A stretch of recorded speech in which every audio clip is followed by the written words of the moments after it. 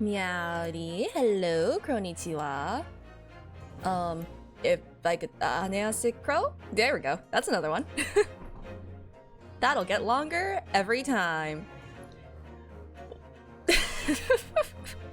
Why are we starting with Costco?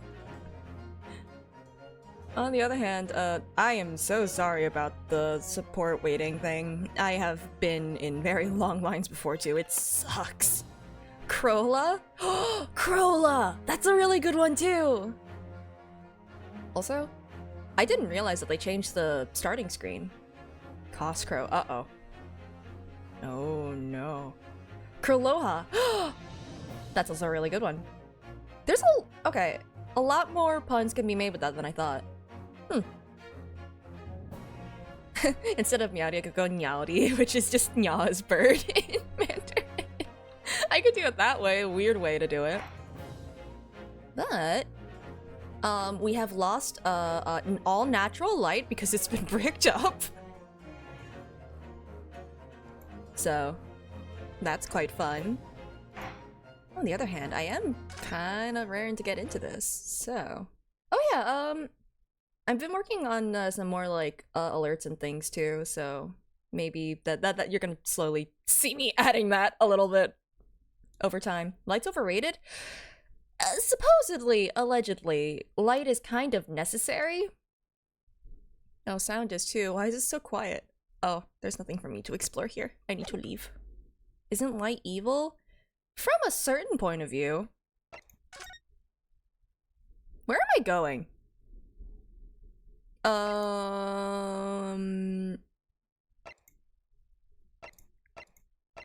We haven't been to this place in a while. What do you mean? We were just there. I think I'm going here. Yeah. 'Cause he's hiding something. Well, the maid is also hiding something. They're both hiding something. And because we are nosy. Ah! You pair again. Oh yeah, that's what you do. A story of hubris. Yeah, that is kind of what Death Note is. I mean... I guess it's also the concept of absolute power corrupts absolutely. Yeah, the Crescent Moon Man. Tell me, what was the detective chap? I forget his name. Still hard at work down there. Why did you forget his name? You literally have his book. Mr. Herlock Sholmes? Yeah, rings a vague bell. Oh, that... Hey, look, there's a new one. Sisu Carrara happy, Sisu Carrara happy, Sisu Carrara happy. Oh, that's fun. Wait. Oh, I think that two of the things are fighting each other. I'm gonna have to change that later. I'm not gonna figure it out right now. Anyway, the TTS, things are weird. Something. All that detective business isn't really my thing, I'm afraid. Wait, did I say thank you for the 6 months? Thank you for the 6 months, Trevon. Oh, great start. Well, Mr. Sholmes is, in his element down there. Jolly good show. Another cup of tea, if you please, Joan. Uh-huh. How burned is your— Now tell me, why don't you tell me— For the umpteenth time, woman, will you watch what you're bully well doing? This guy has, like, burned his legs, like, 10 times in the past conversation we've had with him. At this point, either he has lost all feeling in his legs, or the tea's not hot anymore. There's just a real chance the tea's not hot. He's just playing it up. I shall be serving dinner shortly, sir. Yes, of course. Frightfully rude of me, but I'm afraid I shall have to ask you to take your leave if you'd be so kind. Oh, yes, of course. We are deeply grateful for all your assistance. Not at all, not at all. Don't get much chance to talk with young foreigners like yourselves. It's been a pleasure. Best of luck and all that. Perhaps you could see yourselves out. According to Mr. Sholmes, Mr. Garadeb is hiding something. And since he's hiding his burn wounds, and since no other avenues of investigation seem open to us at the moment, perhaps we should do some digging. He just... You saw that, right? He just popped into existence. He just appeared. Hello? What you up to, dude? When did you get here? How did we not see you come in before us? These questions and more will never be answered. I don't think there's anything else I can explore, so hey. Oh, I'm so glad he's here. What's he doing over there? Mr. Sholmes? Oh, there he is. Aha! We meet again, my dear fellows. Good gracious, when did you sneak in here? Herlock Sholmes, sir, at your service. Whatever were you doing over by the window? I am given to watching the evening sky as the sun sets, madam. Yet sadly, cheerful as the room downstairs undoubtedly is, it lacks an aperture for such observation. So I took the liberty of borrowing a small corner of space by the window up here. Well, Keeping an eye on one's windows at dusk is the prudent thing to do in London, I'm gathering. Ah, and one other thing, Mr. Naruhodo. Oh, me? I thought perhaps you might be in need Of a certain great detective's great mind.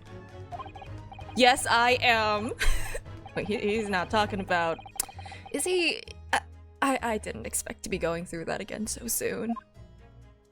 Soon? It's been like 5 streams. Do you mean, Mr. Sholmes? There is a mighty secret in this modest room. My eyes see even the most trivial of trifles. I take it you're prepared, Mr. Naruhodo. I think so. There is just time enough for one of my greatly admired great deductions.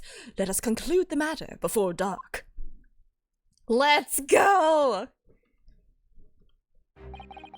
Oh, I thought we were gonna do the JoJo posing thing. Dang, okay. Mr. Garadeb, there would seem you are a military man of considerably oh, we are doing that actually. He has to do this first. I love being bullied. No, I just like him trolling Naruhodo so much. It's so funny. Though it would seem you're a military man of considerably distinguished service, your standing as a landlord is most certainly not what one might call first rate. I'm afraid, sir, that it is all too clear to me. There are 2 conclusions I have been able to draw. Oh, yeah, no, we're getting to the JoJo posing. It's always 2, isn't it? There are 2 conclusions I have been able to draw by careful observation of your living arrangements. I beg your pardon? The first is that even as we speak, you are concealing the presence of a ferocious beast in your care. Huh? Oh, that is not what I have... That's not what I would have jumped to. Alright. And the second is that as a result of the beast's violent rampage, you have lost something very dear to you. Mr. Mr. Naruhodo, look! The old man's broken out in a cold sweat. Unbelievably, it seems Mr. Sholmes' conclusions are both spot on. Yeah, because his first conclusions here are generally correct. And then he, has fun. Wouldn't call... Don't call him that.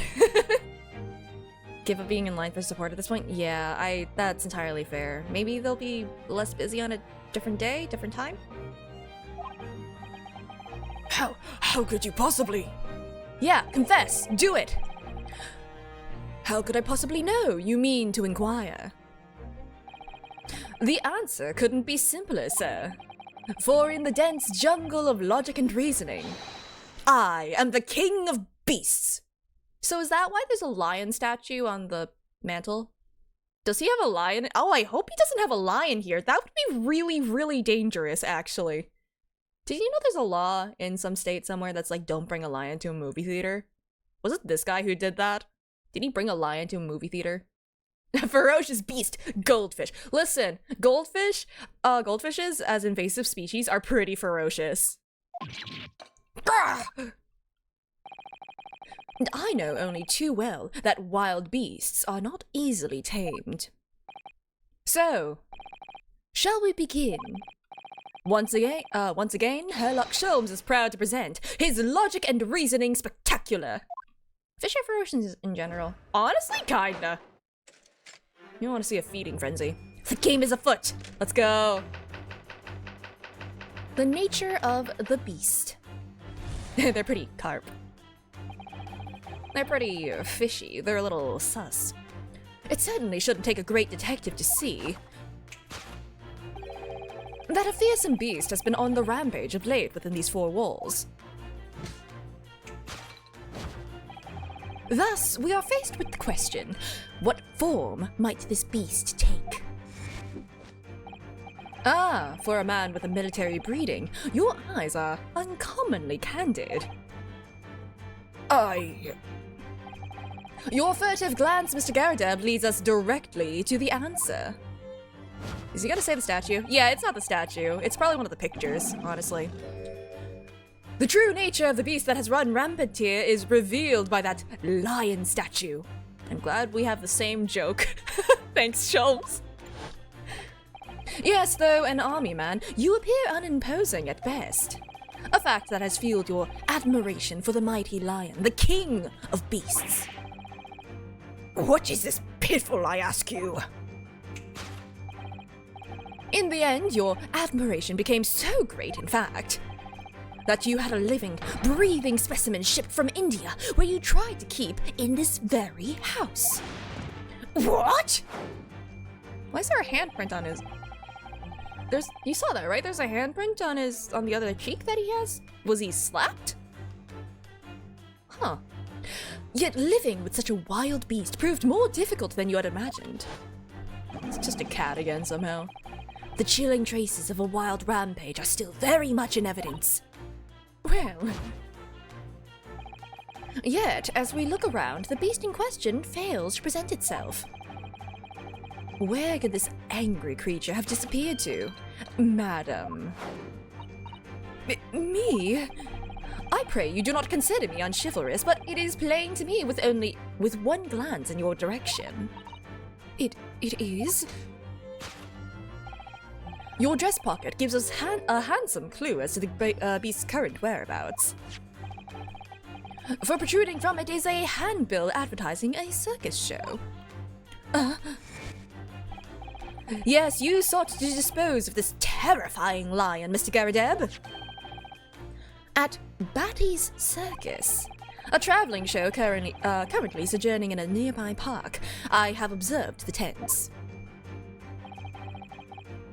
You sold the savage lion, sir, to the circus troupe. I most certainly did not. Ah, but that implies that you have a lion. Seriously, don't answer that question. I believe I have made my point. The fearsome beast which ran amok in this room was an Indian lion. And a simple visit to the circus now will reveal the lion prancing jubilantly through a ring of fire. Jubilantly through a ring of fire. Prancing jubilantly through a ring of fire.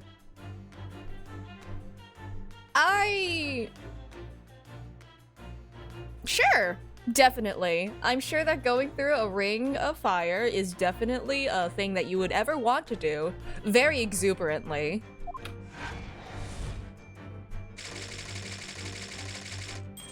A rampaging Asiatic lion.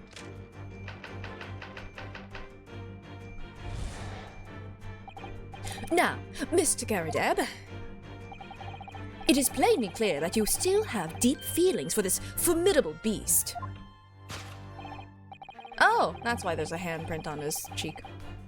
Indeed, in that blithe pose, the distress this loss has cost you is veritably tangible. Your head weighs heavy on your shoulders, the pain you feel being revealed by that supporting arm. Amid fits of tears, you let your beloved beast go.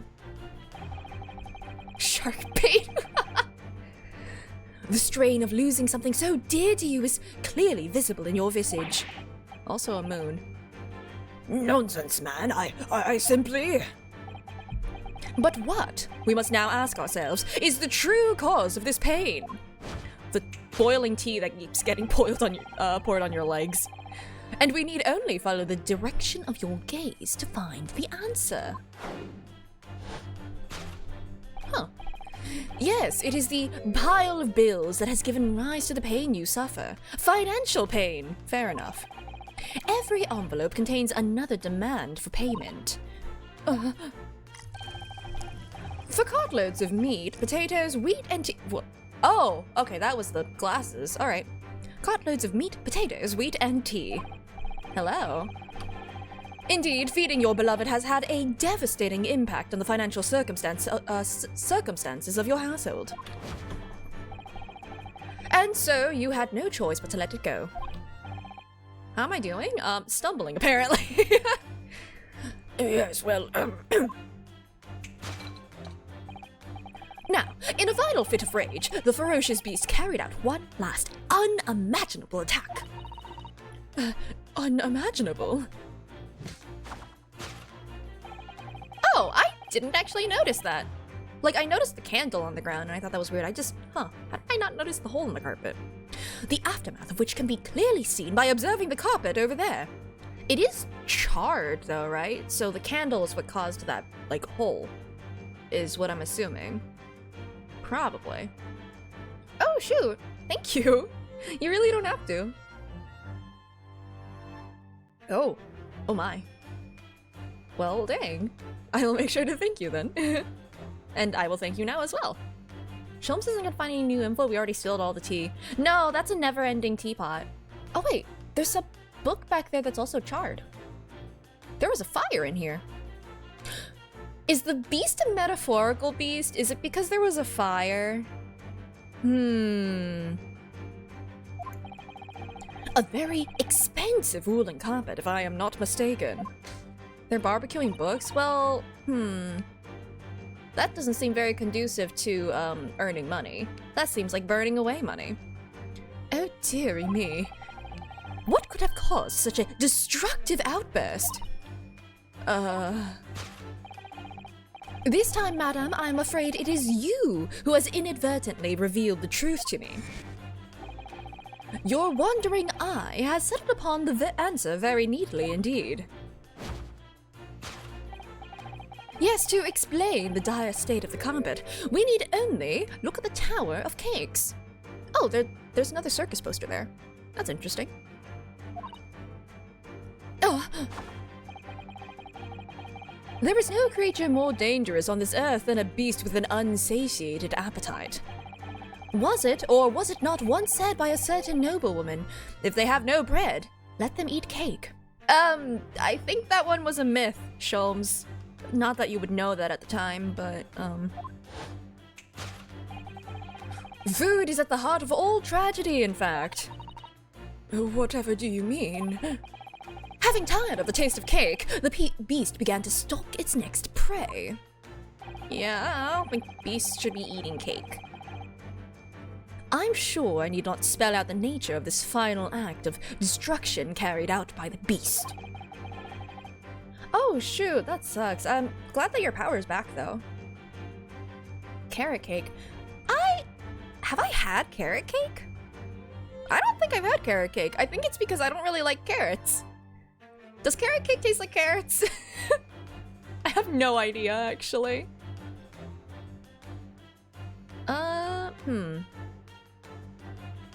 Yeah, I don't think I have. Carrot cake with cheesecake. Okay, but cheesecake frosting is really good. Carrots are really sweet. Yeah, but carrots are sweet in a way that I just don't like. It has a very, very particular flavor to it. It tastes just like cake? Oh. Cake, but healthier. Kind of. Asterisk. Mud pie. Oh, that's just a lot of chocolate, if I remember right. Yeah. I think, what is my favorite type of cake? I don't know, but I've made this type of pound cake that's really good. It's made of Earl Grey tea. It's really, really good, if you can ever make it. There is only one logical conclusion. I kind of want that cake now. Regardless, worked into a frenzy by hunger, the lion attacked and ate the carpet. The teeth marks, it's not teeth marks, my guy. The teeth marks on the carpet are a perfect match with those of a lion I once saw in India. I think he just wants to tell us about this lion he saw in India. Like, he's not actually deducing anything, he just really wants to talk about this lion. And you know what? Fair. If I saw a lion in India, I too would want to tell everyone I knew about the lion I saw in India. Oh, banana bread. Another thing I haven't really had. Thus concludes Sherlock Holmes' great deduction of this beastly puzzle. It was a really cool lion in India, that's true. And that's why I can't blame him for talking his freaking mouth. Oh, he's about to get burned again. What is the matter with you, Joan? You're pouring scalding hot tea all over me. Oh, I'm sorry, Mr. Garadeb. I'm afraid I didn't notice. My deductions can be startlingly sharp. It stands to reason that your cup runneth over. Indeed, my revelations can make people spill tears at times, too. Oh. Mr. Sholmes, sorry to butt in again, but could I make an observation? Yes, you can, because this is exactly the reason he's making a fool of himself. It's literally for your own development. Why, certainly, Mr. Naruhodo. What is it? Again? Cornbread. Okay, cornbread's really good. I do agree. Carrot cake does not taste like carrots. It's just grated carrots with other stuff. Tastes sweet and Huh.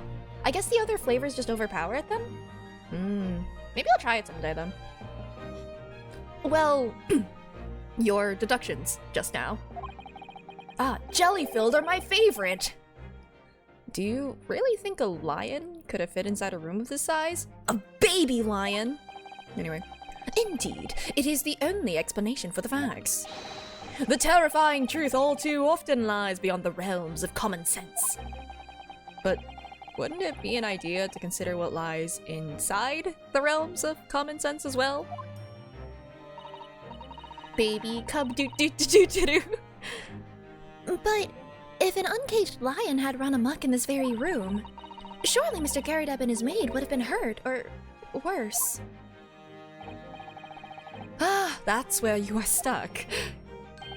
No doubt, the former military man held his own against the beast using that large cannon. I thought you said that they sold the lion to the circus. And what about the food? Meat and potatoes are one thing. But I don't believe I have ever heard of a lion that drinks tea. Well, you haven't met a British lion before, clearly! Coffee cake? Oh dang it, I shouldn't want cake right now, I'm not making another cake! Ah, my dearest Miss Susato, it occurs to me with some regularity that irrespective of race and breeding, whenever anyone lands on Great British soil, oh, I see where you're going. They are infused with a highly appropriate taste for afternoon tea. Oh, is it contagious? Oh, man. I love his BS. It's so funny. Oh, what a glorious notion. Are you buying this? Well then, Mr. Naruhodo, it's your turn to shine again. I had a feeling that was coming. A slight massage, that's all Mr. Sholmes' deductions need. You can do it. Excellent. I've been waiting for my trusty partner in deduction to step forward, Mr. Naruhodo. We don't even know yet whether or not this is going to help with Mr. Natsume's case. I don't know. I'm pretty sure it is, given that Holmes is kind of guiding us in this way. Although I think earlier, before Ryunosuke was like, oh, I don't know if I should actually, like, I don't have confidence. Before he started doing all of this, which is hilarious, Holmes did say that he wasn't necessarily sure if this is going to be tied to the case. He just knows that he's hiding something. It probably is connected, and that's why he's here doing this. I swear, there is a method to his madness. Oh, it's perfect for baking. Oh shoot, I guess I'm making cake after all. Still, uncovering the truth is always worthwhile, whatever the motivation. At least, that's what I want to believe.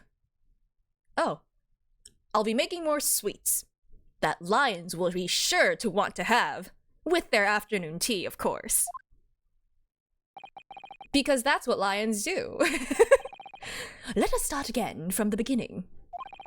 He just wants to dance again. Honestly, yeah. If I could get away with JoJo posing in public like this, and just not have people, like, you know, get on my case about it, and still highly respect me as a very, like, as an intellectual, I'd do it. It's funny.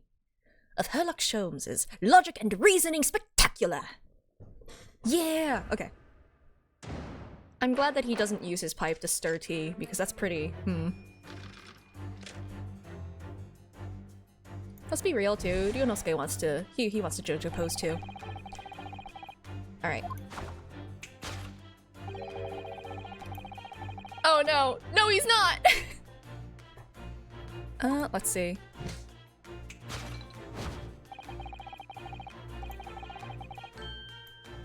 Okay. So it should be one of the pictures on the wall. Alright.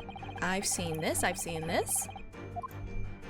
I do wish I could click through this faster, given that I've already seen this bit.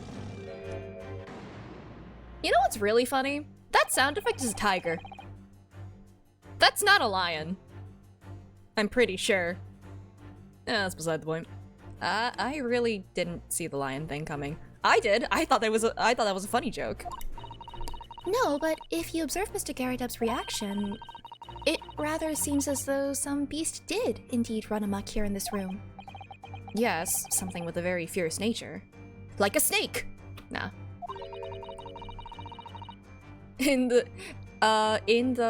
No. How do I... Apartment is 3 syllables, flat is 1. I'll get back to you on that one. But it couldn't have been a lion transported from India. So, what was it then? We must follow Mr. Garridub's gaze. That will lead us to the true answer. Again, I'm pretty sure it's one of them. Oh! Oh no! That's... I'll get to that. I can't believe he put the lion in front to hide it. Just put the picture down, my dude. Alright. I do want to see what they say, though. Well, this is the lion statue that Mr. Sholmes picked out. Oh, in the rental, the mighty rental, the lion sleeps tonight. Anyway. Yes, I wonder. Perhaps if you did live with a lion, it would prove to be a rather sweet companion. No, don't do it, it would not be. I think that's like a mouse trying to tell its family that the cat around the house is sweet. I suppose it is a bit of a flight of fancy, isn't it? Anyway, the beast we're looking for is something else. Let's have a good look around. Alright. Now, I can look at the artillery shells, interestingly. Or mortar shells. These are shells for the cannon, are they? What a strange place to keep them. I imagine they have some significance to Mr. Garridub from his time in the army. Ah, of course. He mentioned a battle to us before, didn't he? Hello, welcome in. Herlock Sholmes is back and we're having a grand time. Did you know that lions drink tea and eat cake? Do you remember? He said that he'd been shot in the knee. Perhaps it was one of these. He would not have knees if this hit him. If a round that size had hit his knee, there'd be nothing left of it. Or Mr. Garridub, for that matter. Mr. Sholmes has a Persian slipper. And this man has spent shells. Perhaps it's customary in Britain to display, well, rubbish on the mantelpiece. Dang, harsh. Okay, I know the elephant in the room. It's literally more detailed than anything else in the room. I just wanted to see if there was anything else I could look at. Can I look at the window? No. Okay. Here we go.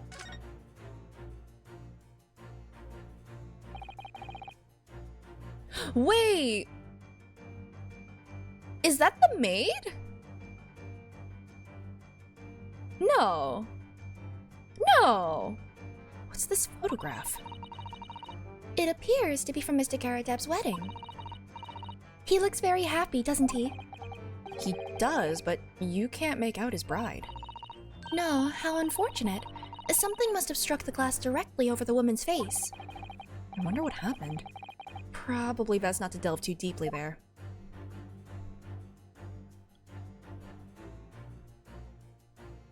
That looks like a cat paw, right? Or something?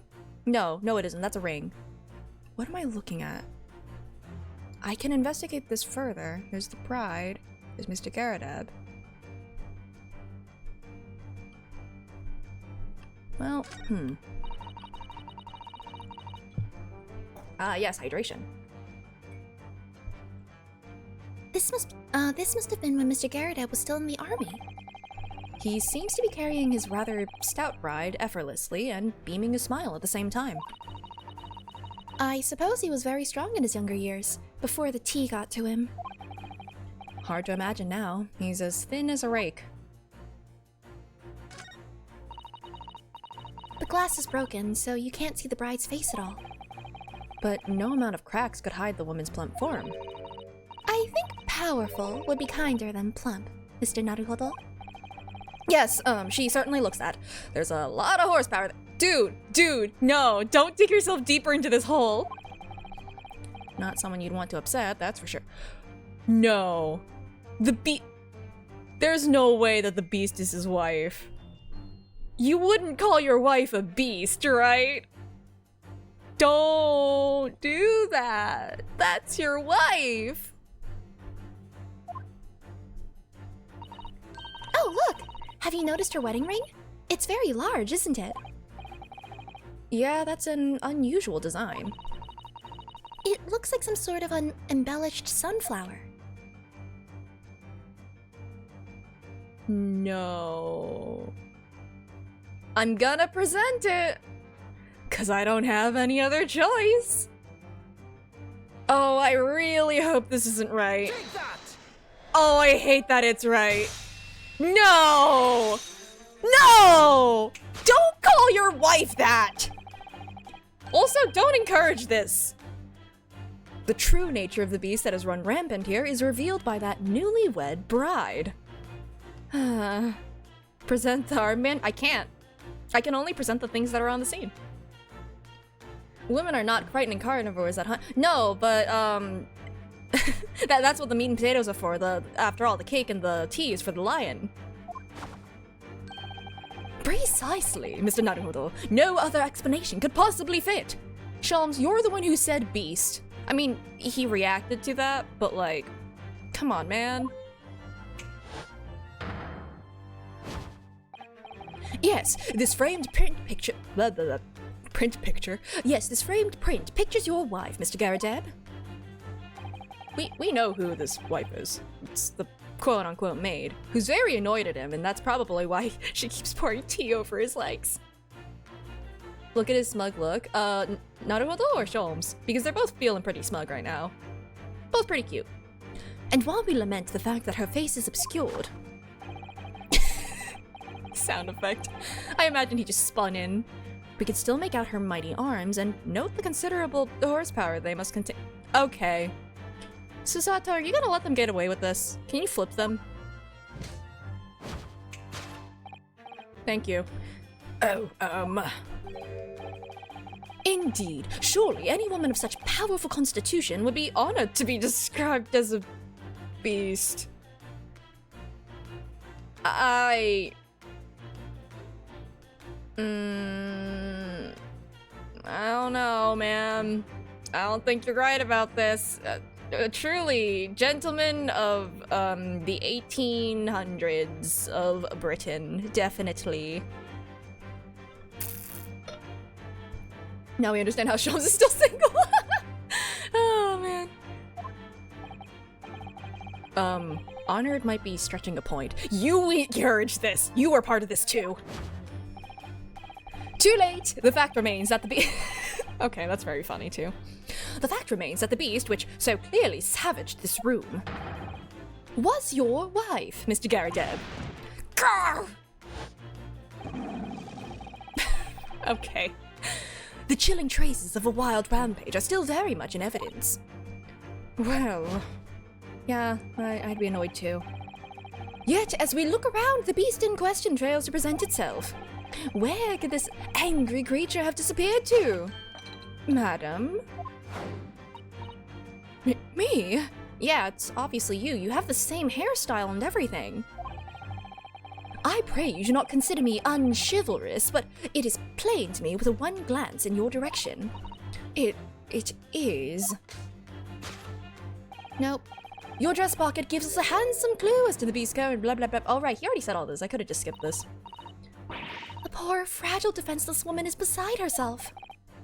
Well, I don't know about fragile or defenseless. She is armed with tea. Oh, dear.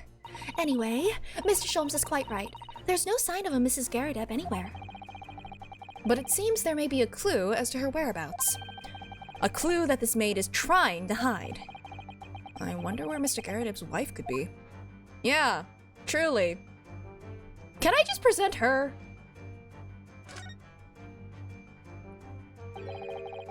Two tightly shut eyes to avoid even the chance of a giveaway glance. Pursed lips to prevent any secrets from spilling out. Rounded cheeks to deflect any abuse that might be hurled her way. Please throw him. Yes, this is an unnervingly powerful woman, Mrs. Sato. It's your turn of phrase that's unnerving, Mr. Naruhodo. The teapot! She's in the teapot! What a charming little teapot, and it's in pristine condition. Joan has been pouring some deliciously fragrant tea for it from Mr. Garrideb, hasn't she? And on him. Oh, did we figure out how the carriage caught on fire? No, we did not. We were just told that we had another case to work on and that they would be investigating. We'll probably go back to that in like the next case or something.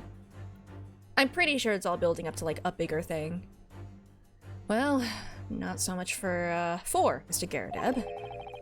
McJoke, stop doing it! No! McGilded got McFried. It's McOver. As on Mr. Garrideb, wouldn't you say? I wouldn't dream of drawing attention to it. Okay, I don't think I can actually... Why would I? I'm pretty sure it's literally just her, right? Yeah, it has to just be her. Nope, come on. Take that! Oh, it's not? I guess that's not the evidence then. All right. I'm not even sure if I should voice this. Okay, you can put that smugness away. It's impossible to believe it could be true, yet for some reason the thought came into my mind that this serving maid is in fact... That's not where I would have gone with that! A mighty goddess of destruction. What precisely was your intention with that, Mr. Naruhodo? Just following the natural progression of the deduction, sometimes the truth hurts. Well, the truth is, you do not have a turn for observation or deduction. Did that hurt? Yes, a lot. Yeah, that's entirely fair. Okay, so there is evidence. We know it's here's the thing. Okay, I'm doing that thing where I jump too far ahead. I'm pretty sure she's the wife. I just need to figure out proof. For some reason, I feel as though she's very nearby. Yeah, it's her! Just need to find evidence to prove it. Okay. She is not her own evidence. Gotcha. Then there must be something around that I'm missing. Maybe something in the background? He has the handprint from getting slapped. Alright. Is there anything else on her person? Can't zoom out. Is there anything up there? No. Cause like, there's nothing that they're looking at, so it has to be on her person, I'm pretty sure. And there's nothing else I can interact with. You see a ring? Oh, shoot! Where's the ring? Cause she does have a ring. Here's the thing, she has the same hairstyle, but I guess the ring is more definitive proof. I just need to find it. Wherefore? Oh, there it is! Okay, thank you! With the way that it was in the picture, I would have thought that would have been a... Alright. Take that! Oh, I probably could have just interacted first, just to see what they would have had to say. Your wedding ring. Your wedding ring gives us a handsome clue as to the beast's current... Stop calling her that! Current whereabouts. Oh. just imagining Naruto just kind of like walking around her, circling, and just kind of like looking under her hand like, Amazing. Indeed it does. That flowery band gleaming on your finger gives you away. Also, yeah, no, it does look like the sun and moon. That's their vibe. Oh, yeah, no, that is the angle. For whatever reason, I thought I was on a different finger. For it is identical to the one shown on the hand of Mr. Garadeb's bride in this photographic print. Sometimes you just want to theme your marriage around a concept, I guess. In other words, you are no ordinary household maid. No. You are Mr. Garadeb's lucky bride. I don't know about lucky. You are Mrs. Garadeb herself. Oh my word!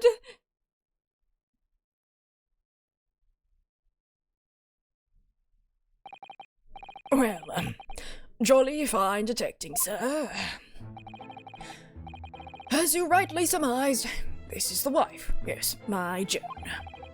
Rather, let herself go. She looks the same! Don't you say it! This is the woman you fell in love with! That was deserved. That was absolutely deserved. I mean, I feel like spilling the hot tea in this case was absolutely fair play. It would appear that you don't live in the most comfortable of circumstances. After all, you are a retired army man, yet you are in the business of renting out rooms. I would assume, therefore, you have insufficient means to employ a maid. Would that be correct? It's not right, I tell you. I was 2nd Lieutenant of the 3rd Regiment. A man has his pride, don't you know? Your wife has so much patience to be doing this for you. Even if she's spilling tea on you occasionally, on purpose, absolutely, it is deserved because, like, she's putting up with a lot just to meet your prideful little notion. Okay, anyway, I have feelings. A real Brit would never say renting out rooms. They're all lying. By golly, it's a sorry thing when a chap can't even afford to have a single maid in his employ. Yes, here in London, one is rather judged. A household cannot be considered worthy of society if it employs no staff at all. Though, in my considered opinion, such concerns about appearances are a folly. Me too, dude. You mean Mr. Garadeb has his wife work as his maid? Precisely. Am I right, Mr. Garadeb? And Mrs. Garadeb? Feel free to chime in whenever. Is the maid outfit just a preference? No, it's a disguise. They're imposters.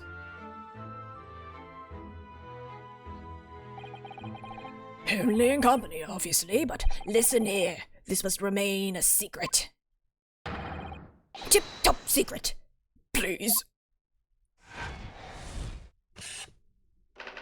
Cool, so why was she mad? I mean, she has a lot of reasons to be mad, so, like, genuinely, you could say anything. Now, oh, is this gonna be the same thing? You're still gonna talk about a lion? It is plainly clear that you still have deep feelings for this formidable beast. Indeed, in that blind pose, the distress this loss has caused you is veritably tangible. He said please, he said the magic words, guess we can't say anything. Dang. even if it can exonerate our client. Your head weighs heavy on your shoulders, the pain you feel being revealed by that supporting arm. Alright, let's go. I'm sure it's... Oh, pull your hand away. There's a mark there. Mr. Sholmes is quite something. He's still calling Mr. Garadeb's wife a beast. He has no fear. Did you see him stirring the tea with his pot? Yes. Sometimes you just want to drink your tea with a little bit of tobacco flavoring, I think. I don't know. Is that something that Brits do? That's a question. Yes, as a woman, that feels rather uncomfortable. Uncomfortable enough that I might just throw him out a window. Defenestration! Anyway. But Mrs. Garadeb is standing beside her husband as we speak. In other words, he hasn't lost his beloved at all, has he? But he's lost her love! Probably. Oh, how true. So perhaps that supporting arm that seems to be propping up his head has some other significance then. According to Mr. Sholmes, Mr. Garadeb's pain is tangible, though. Yeah, he knows. He's just drawing us to the right place. Tobacco-flavored tea should be... no. That seems like, a war crime, probably. The War of Tea. What could that pose of his really signify? I'm pretty sure... Will I be able to... Oh, yeah. I'm pretty sure that's what it is, but I am going to look at all the other things for funny dialogue. That's a very large pipe, isn't it? Yeah, anyone who has something that size hanging out of their mouth on a regular basis is sure to have a serious chin like Mr. Garadeb's. Yeah. The more you chew on... That you heard it here, folks. Wow, I can't speak. You heard it here first, folks. There we go. PSA, if you smoke, then you just become a moon. Man, I wish I wouldn't screw up my own jokes. What's that white binding around it all about? Ah, you put it in the hot tea so much that it melted. I understand. My straw did that yesterday. Well, obviously not that. Gotta buy cigarettes, don't do it! Okay, I'm pretty sure. Oh. I'm just gonna look at it. Supporting arm. Mr. Garadeb certainly looks glum. According to Mr. Sholmes' deduction, that's because he's having to endure the acute. Guys, I'm okay. Maybe. Instant coffee and vodka? At that point, that sounds kind of cursed. Or maybe good, I don't know. And that's because he's having to endure the acute pain of losing something dear to him. But we know that he hasn't lost his wife. So that means there must be another cause for the pain he's suffering. I mean, there's a lot of weird flavored things out there. I wouldn't be surprised if coffee flavored vodka was a thing. I don't know, there's probably like confetti cake flavored vodka. Irish coffee, but a whole lot stronger? Maybe. Zoom. Oh, he's just like looking at his face, putting his face up, just like, oh, what the heck is that? Oh my, look at that bright red mark. Gosh, that's quite something. And clearly made by somebody's hand. Yeah, Mr. Garadeb has been slapped on the face, it seems. Hard. I've never seen such a clearly defined mark. And it hasn't gone away. Whoever could have done such a thing? Perhaps someone that he's wronged, that he's equated to a beast, and makes work for him as a maid. Who knows? Well, there's a very limited number of candidates, I'd say. Take that! Why would anyone slap him? He's just the most upstanding of gentlemen. Your head weighs heavy on your shoulders, the pain you feel being revealed by that slapped cheek. And of course, the deliverer of that impressive mark on your cheek that refuses to fade. Was you, Madame Joan Garadeb. She's just very, oh, I could never. Well, yes. Oh, you admit it. You have been desperate to hide the slap mark on your cheek, sir. That's why you sit like a crescent moon. Vodka flavored coffee? Why would you do it the other way around? Oh, I missed what he said. I got taken aback by the coffee. How the places? How did you work that out, man? What did he say? Ag. Ah, enlightening. Nothing escapes the notice of one trained in the art of observation, my dear fellow. That's why you haven't looked directly at us, even once. To keep your other side from view. Like a moon. I'll, Judge Santa Claus, no!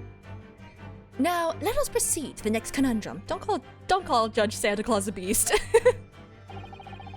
Why were you subjected to such a violent slap? In other words, we must ask ourselves what caused Madame Garadeb to fly into a rage. Ooh, what are you looking at? Oh, would it be the bills? No. No, it wouldn't be, because, like, that's the incorrect option. Did we not see his other side when we were looking at the lion in the photo?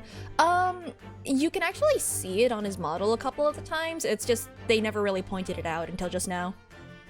And we need, well, yeah, no, we've seen this. It's not that. To be fair, that would give her cause to be angry too. That's actually pretty reasonable. Of course, it was an affair. Wasn't that like a deduction in like BBC's Sherlock or something?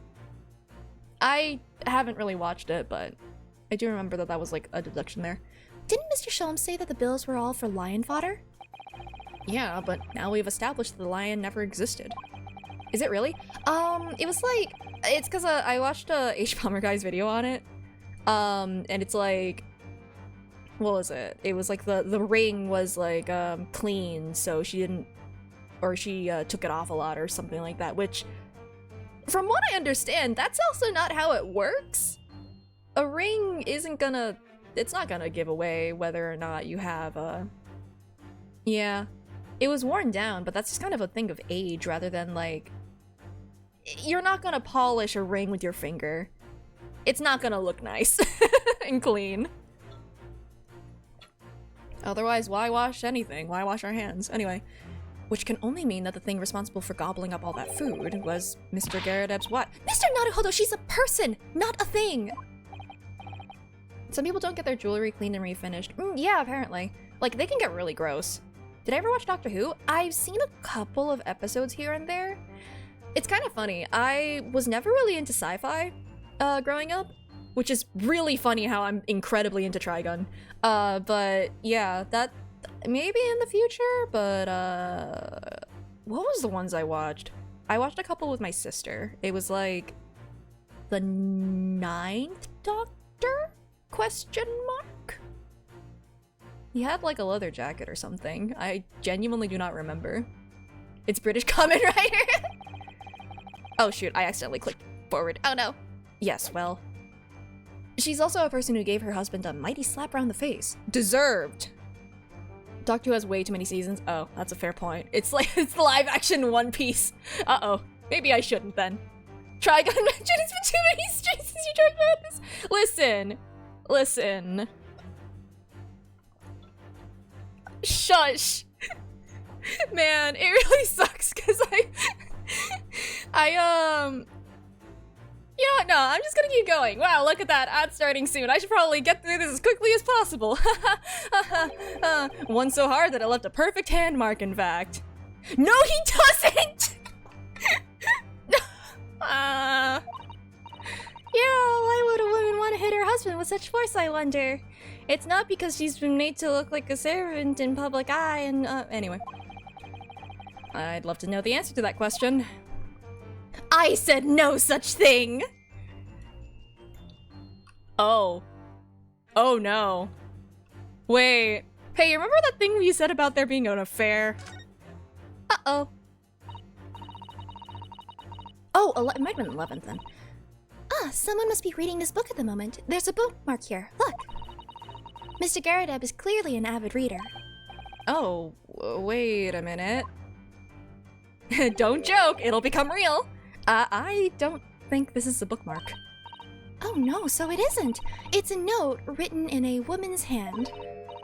Oh, James, I love you. Yours, Mary. And look to the next to the signature here. Lip marks made with lipstick. Who signs notes with lipstick like that? Oh, what a passionate and He's married! Yeah, what a passionate and romantic gesture! Don't get any ideas, Susato-san. Oh dear, I'm sorry. So, this bookmark is actually a love note then. Who is this Mary? Oh, I had to observe this first. Okay, that's good. I didn't just present it. Buy them in bulk at Costco. That's actually why the Costco is so big. It's filled with Doctor Who seasons. Yes, it is this love note that has given rise to the pain you suffer. Oh, James, I love you. Yours, Mary. Passionate indeed. Perhaps the sender of this— oh, she's so angry. Perhaps the sender of this note, a certain Miss Mary, is the fly in the ointment here. She's about to— that's fair. I thought that she was gonna punch him, which would hurt a lot with that ring on her hand. But I don't know the bally woman. You don't know her? That note wasn't written to me. It was just in the book. I don't know how it got there. It was just in there, you say? Burn him, burn him, burn him! Yeah! A likely story. Now listen here, Joel Node thing. I explained at the time. I bought the book at that second-hand place, and that note must have already been in there. So, the previous owner of the book was using the note as a bookmark, you mean? That's right, that's what happens. Ah! A likely story. For heaven's sake, woman, look at the name. It's written to James. Yeah, what is his first name? My name, in case you'd forgotten, is John. Ah! Yeah, that is actually fair. A likely story. Are you questioning my name now? Oh man. Here's the thing. Even if he's not cheating on her, he is making her work as his maid and, like, doesn't get to be treated with respect as his wife, and that's awful, and he absolutely deserves the slap. And there we have it. Arouse the suspicions of the female heart, and you unleash a beast with the most ferocious bite. See, metaphorical beast in this way makes a little bit more sense. The anger of a lion. Ugh. Alright. Yeah, no, there was a fire, I'm pretty sure. This one I'm pretty certain about. What's worse, treating your partner like a servant or cheating? I don't know, but I will be right back. Get those stretches in and all that stuff, and run away from the bullying. I'm throwing you into the void. It's what you deserve. Alright, I'll be back.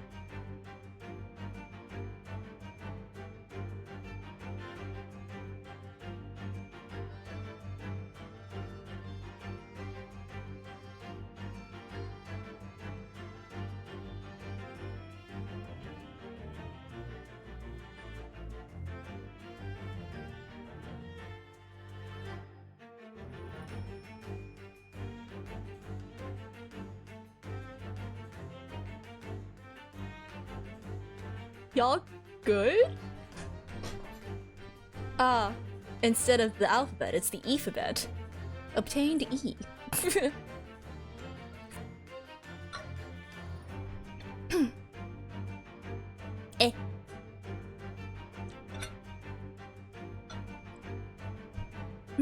Water. Water is quite nice. Remember to hydrate, or else you shalt dehydrate.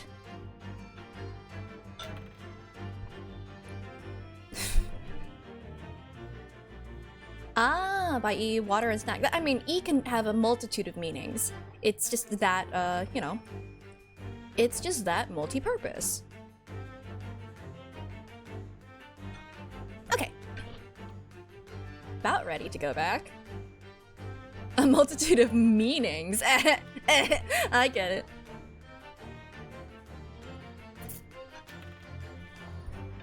Alrighty. So. Unimaginable.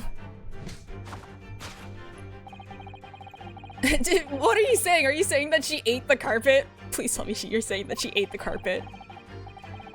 A very expensive woolen carpet, if I'm not mistaken. Please, please say that she ate it, because that's so dumb. I'm pretty sure it's the candle. This time, madam, I'm afraid it is you as— okay, yeah, you said this. Yeah? Uh-huh.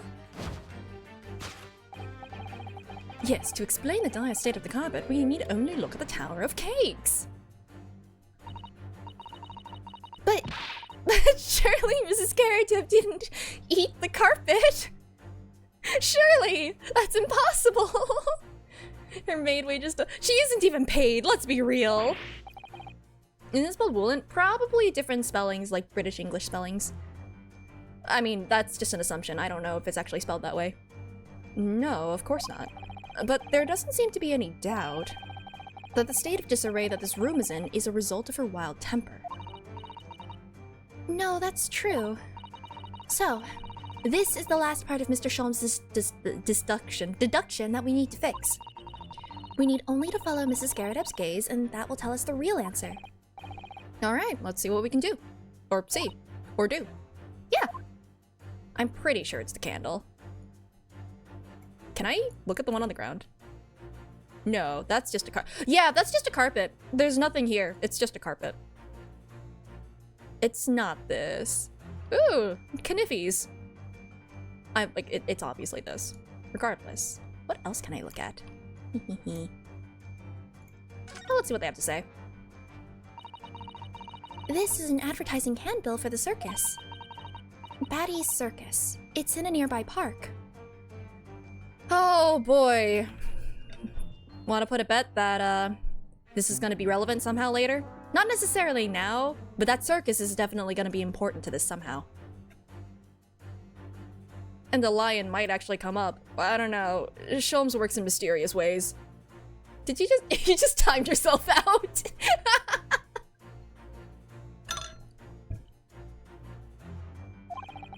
Isn't this the same one as the one we saw earlier? The one that was folded up in Mrs. Garrett's pocket. Perhaps they're very great circus lovers. F will remember you. You yeeted yourself into the void. It couldn't be that the hungry lion is somehow involved again here, could it? Oh dear, I do hope not. It's okay, suplex the lion. Do they have anything good to say about this? So many cakes. Is that all you can think about?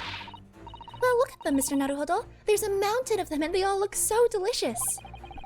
It's more of a tower than a mountain, I'd say. It's a mountain, and it's my hope that one day, in our very own homeland, I will be able to perform the tea ceremony at the foot of such a mountain. It's definitely a tower. This looks like a very old candlestick, doesn't it? Listen, you just forgot something in the void. You had to go and grab it. The base looks too small. Surely it's very unstable. Looks to me like even the slightest knock would make it topple over. That's such a bad design for a candelabra. Oh dear, that would be dangerous. Wait, take a closer look at this. One of the candles is missing! Wow! There's one candle missing. Yes, I didn't notice that before. I have. I've noticed it since I came into this freaking room last time. Why is that, I wonder? Why is one candle of the three missing from its holder? Wherever could it have gone? Who knows? It's surely a mystery. Can I really not look at the freaking... It's right there, come on. It's right there. The carpet here has been ripped to shreds. Yes, and according to Mr. Sholmes' deduction, the chairs match those made by an Indian... No, it does not. Made by an Indian lion's teeth exactly. Oh, look here. What is it? If you look closely at the edge, you can see scorch marks. Yeah, and the lion was on fire. That's why I went to the circus to do the ring of fire jump. Oh, yes, so you can.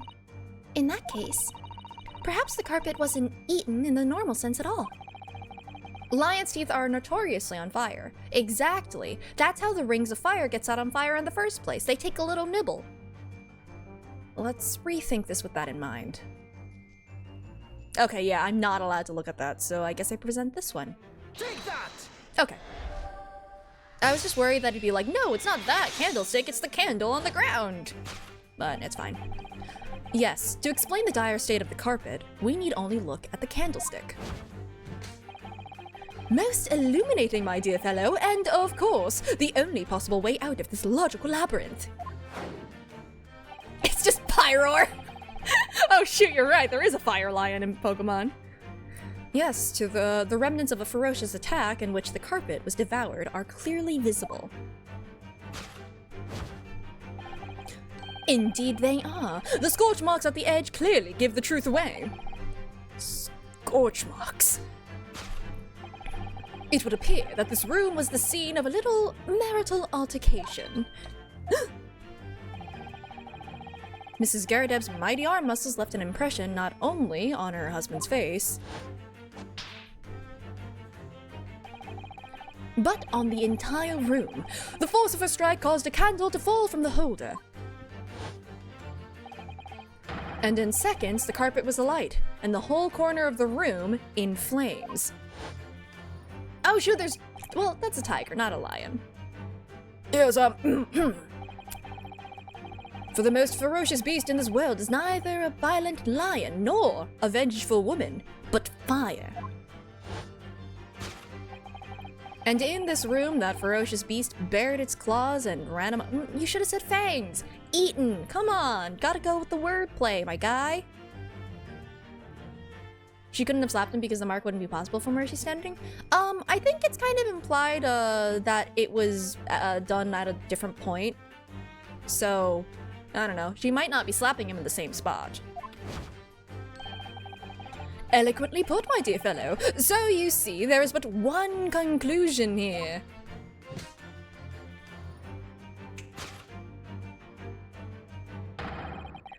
After the sparks of marital discord flew, this room was the scene of a fire. Who would have had to be slapped from behind? I don't know, possibly. Maybe he turned around and then she slapped him. Like, he's like, oh, woman, that's nothing, pish posh. Turns around and then she goes, she just, you know, decks him. Who knows? Regardless, something happened. He's... Oh. Mr. Sholmes, sir, I salute you! Oh.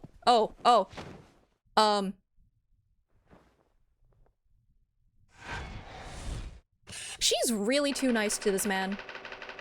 She is way more patient than I would have ever been.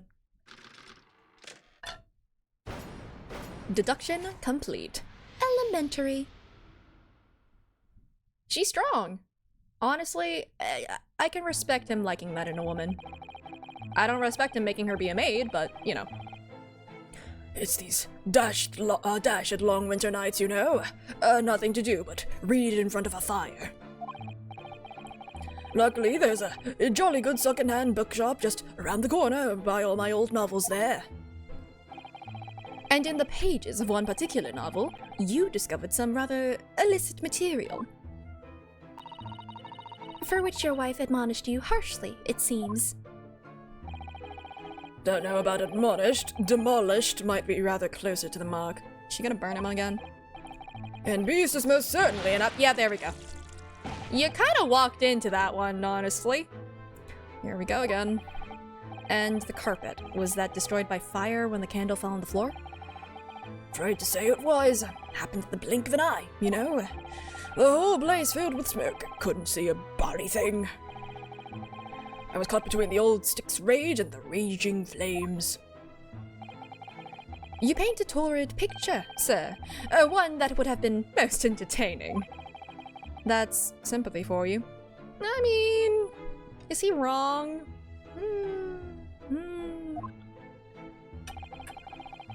Didn't take long for the fire to spread, of course. The bally furniture started going up as well. We've had to hide the mess behind that screen for the time being. Do they even have a couch for him to sleep on? Over here, Mr. Garrett. Well, you have nothing more to hide now, if you'll allow me. I mean, if Sholmes was at the window, he would have seen behind the screen anyway. But it's for us.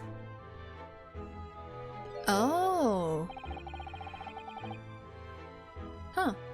And all my favorite old novels in that case. But as soon as the fire got hold of them, that was it. Whoosh! Up in smoke. Gosh. And the wife started hurling things at me. What a terrible sight it must have been. I'm surprised she started throwing things at him and not, went to, we need to put out the fire! Next to the window on the wall? Let's be real, Sholmes appeared from the wall. He just appears. It comes out of the walls. He lives in them, probably. I don't know. Maybe he's the ghost. There was I, back up against the window, under heavy enemy fire. Literally. Incendiary books came. She was throwing the burning books at him! Oh! Okay, I don't know if I want to say deserved for that one, because that... Uh-oh. It's fine. They're fine. Incendiary books incoming 10 to the dozen.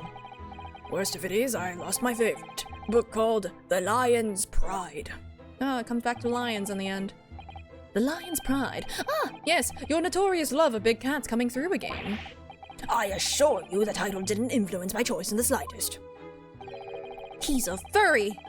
So, the poor man really did lose something dear to him as a result of the ferocious beast's rampage.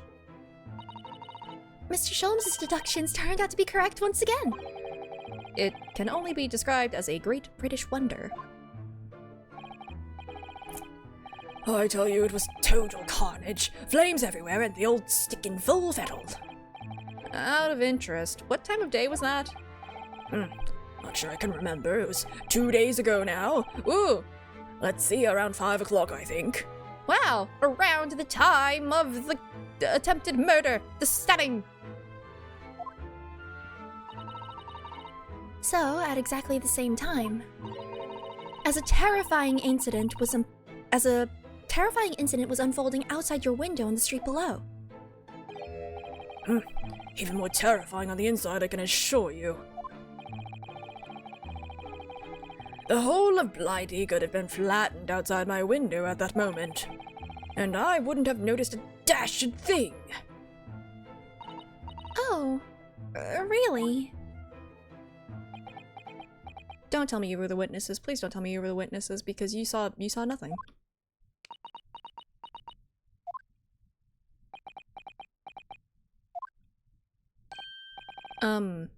Mr. Sholmes. Yes, Mr. Naruhodo, what can I do for you? Well, I think we've got to the bottom of Mr. Garrett's situation now. But what does it have to do with Mr. Natsume's circumstances? I can't help you there, I'm afraid. Do it yourself. What? My dear fellow, if you recall, I did say as much from the outset. I warned you that although I knew the retired army man to be hiding something, I could not be sure whether his secret would prove to be of relevance or not. I just knew you were going to say that. Oh. Now, Mr. Naruhodo, you mustn't lose heart. Bear in mind that all things fall into one of only two categories, those relevant to the case and those not. That makes no sense to me. Well, no matter. To be fair, I mean, there are some things that point to this potentially being related. It happened at the same time. Same time, same day, in fact. So it could be of relevance at some point. But we'll have to table that for now. Well, no matter. It is of far greater importance that you make up your mind now. Sorry? Visiting hours at the prison will soon be over. Oh no, is it that time already? If we're to accept Mr. Natsume's case, we have official paperwork to attend to. Oh, gross. So that's it. No more time to think. Perhaps you'd like to betake yourselves to bidding us farewell now. I must prepare supper for Mr. Garadeb. Oh, yeah, I'm so sorry. Thank you both very much for your time. Soseki-san will be waiting for us. And I'm going to have to give him an answer. Alrighty. Prison. Is Sholmes coming with us? Maybe not. Oh. We're not going to the prison yet. It's time, Mr. Naruhodo. We must hurry back to the prison. Yeah, I know. Let's hail a car. Oh. What's the matter? It looks like something's going on over there in front of the Garadeb's house. What? Oh my god, who are you? How did they miss this guy? When walking out? I know thee not, old man. Fall to thy prayers. Hi! Who in the... These are certainly characters. These look like... This guy looks like a latent character. Who are you calling an old man, you brum-looking niminy-piminy? Oh, that is a powerful chin. It's Popeye, the Sailor Man! There are more things in heaven and earth, Horatio, that are dreamt of in your philosophy. Who's this Horatio fella, eh? What are you on about? Give him some spinach. Excuse me. What the? Who are you now? I'm sorry, it just looked as though there might be some problem here. And my associate here, Mr. Ryunosuke Naruhodo, is a lawyer, you see. A lawyer? What? If I can be of any assistance, I'd be happy to help. I'm from Japan, but I have studied English law for 40 days. Fine. I'll be on my way for today, but you mark my words. This ain't over yet. Are you one of the witnesses? Oh god, are you both the witnesses? Oh no, you're coming back.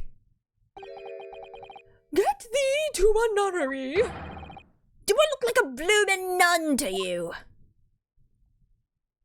Stop saying Shakespeare quotes. What is your deal? Can we leave this guy? Visiting hours are nearly over, you know. Can we go? I do hope you're not injured. Oh, fair Eastern maiden, thou art so gentle. Thank you. What was that all about? There are more things in heaven and earth, Horatio, that are dreamt of in your philosophy. I'm not Horatio either. Forgive the inquiry, sir, but are you a lodger here in the Garadeb residence? Oh, fair Eastern maiden, thou art so right. Yes, I do dwell in this humble abode. Mr. Garadeb mentioned that he had another lodger, didn't he? This must be the man. Do you happen to know the other lodger who lives on the first floor? Is this guy considered normal?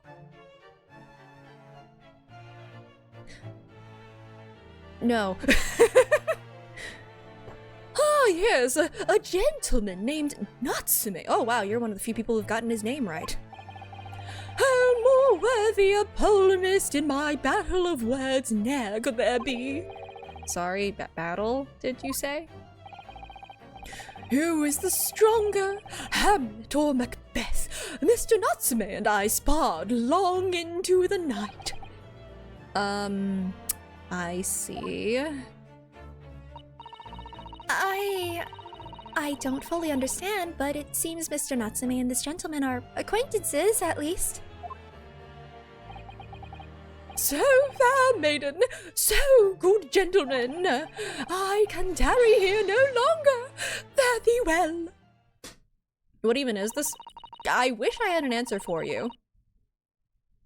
So the Elizabethan equivalent of debating whether Goku or Superman would win in a fight. Actually, that is kind of what that is, isn't it? Hamlet or Macbeth? Well, the question is it Lady Macbeth? Because I feel like if it's Lady Macbeth versus Hamlet, I feel like Lady Macbeth might win. Anyway. I didn't really understand him, but I think he's returned to his room. It seems he's unaware of what's happened to Mr. Natsume, so he can't really help us. Oh, I'm sure he's aware. With Soseki-san and that man as lodgers, the Garrett house is certainly full of eccentrics. Anyway, I'll go and find a carriage. Yes, I'm sure Mr. Natsume is eagerly awaiting our return. Anxiously awaiting, more like. Let's hope we can get to the prison before visiting hours are over.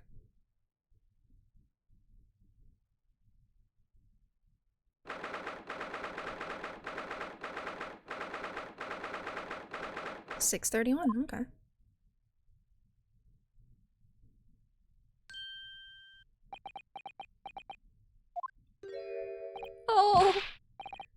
Oh, it's you. You're here. You came. Welcome, student Mr. Naruto Esquire. I can't believe you came back. I'm so touched. We are so sorry to have kept you waiting, Mr. Natsume. Oh, no, they could not think of it. Relax. If I were a cat, I would purr with pleasure at the company of such fine compatriots. Noble, nurturing, never failing Nipponese. Oh, now let's not get carried away. Oh? Is that Sholmes? Oh, I quite agree.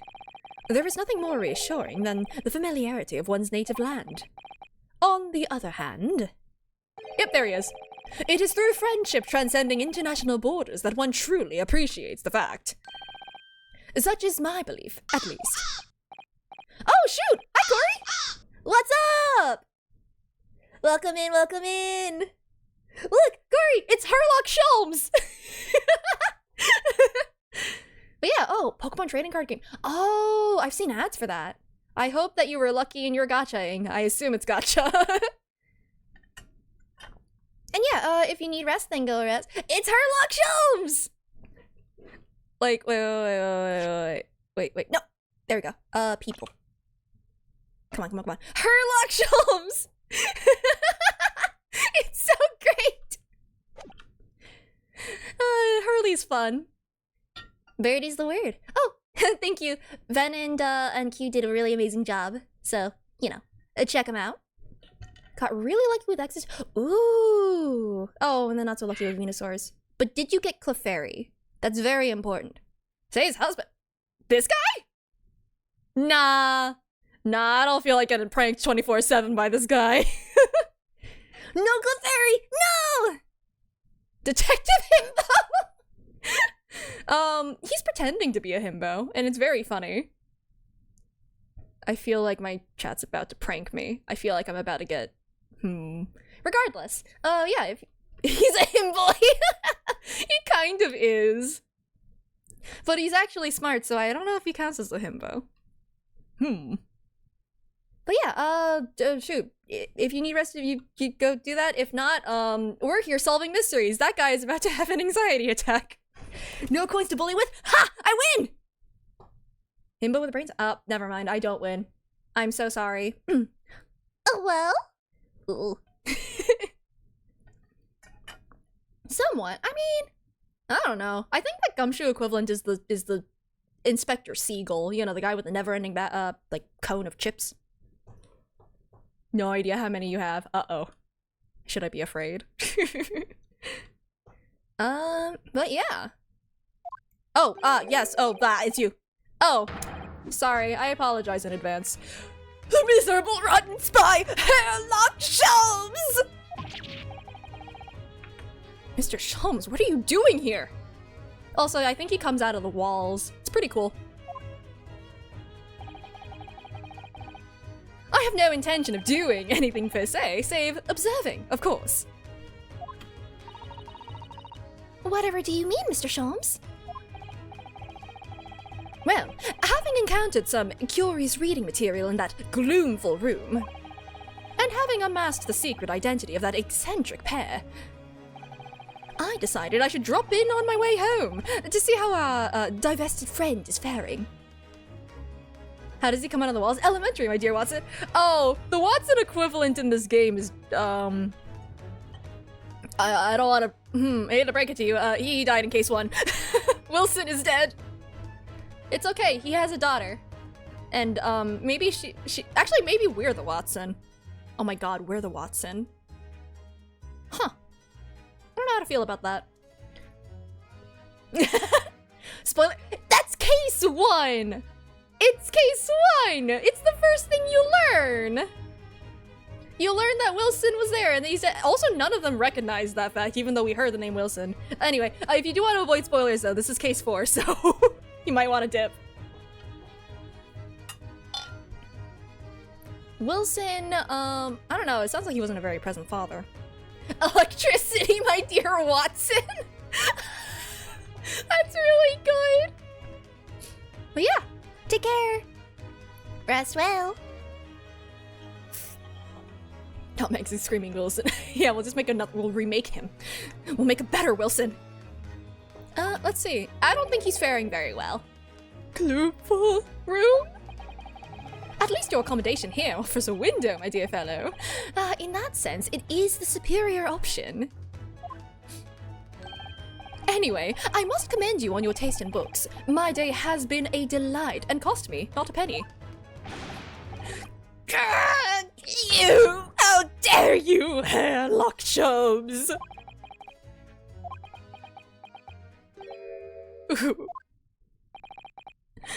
I've had it. I'm through. I'm at the end of my rope. I should never have come to Great Britain. It was a terrible mistake. Haunted by spirits in those accursed lodgings, no doubt my luck will be cursed in tomorrow's trial as well. My whole life is bedamned!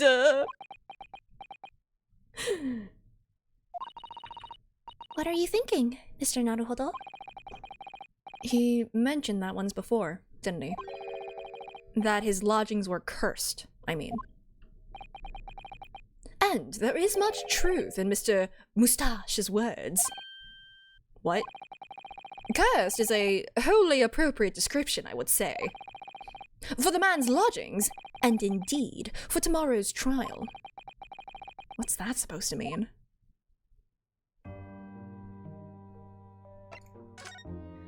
For chat, I'll present the armband. Yes, this is- oh no, I've already seen this. This is the same dialogue. Okay, never mind. Nothing new. We have the technology. We'll remake him. Cursed trial. Why for? Is there a curse?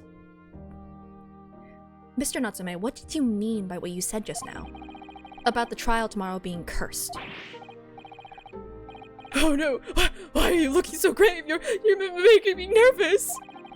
I was just getting carried away, that's all! I didn't mean anything by it! Oh, I see. That's really agitated him. You don't mean the trial really is cursed somehow?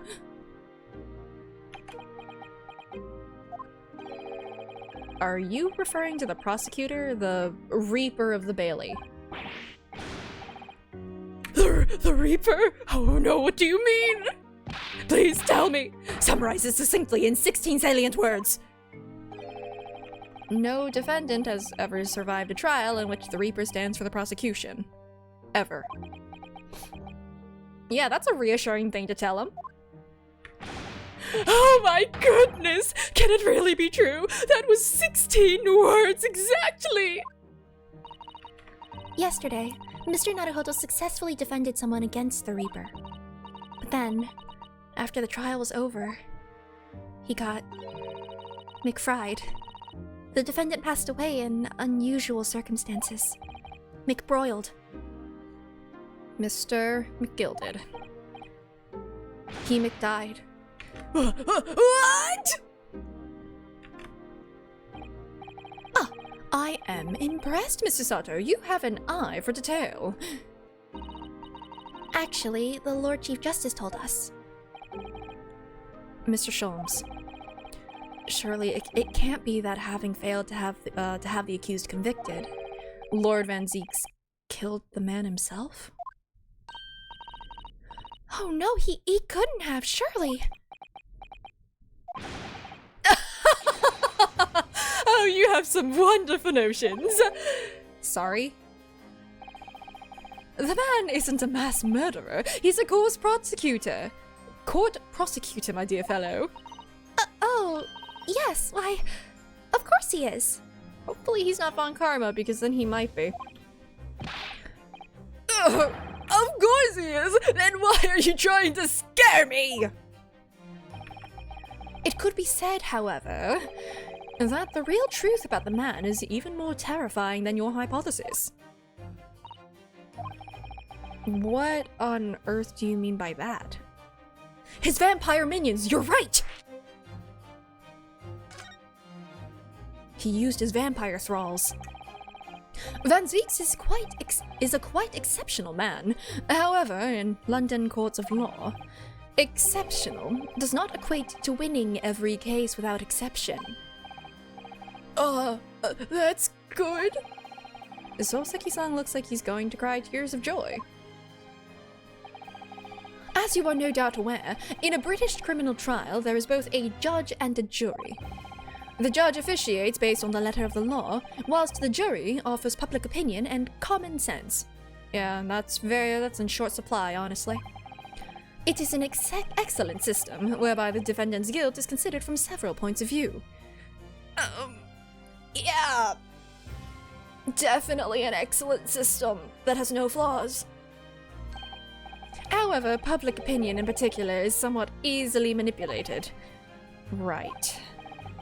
Criminals and corrupt lawyers, for that matter, can use it to their advantage. By any means at the disposal, contriving evidence, calling imposters as witnesses, and so on. By such underhand means, those who would want to are able to sway the jury. Which means that even in the light of irrefutable evidence, the prosecution can fail. But it means the wrong verdict can be passed. And sadly, is from time to time, my dear madam. It is simply the reality of the situation.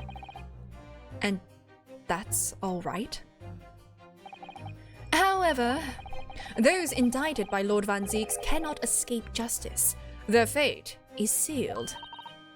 Oh my. Though the adjudication may see them leave the courtroom with their freedom, within months they all disappear. It is most striking. Disappear? But how? By all manner of misfortune, sir. Perhaps they are trampled under a passing carriage. Perhaps they fall into the Thames and drown.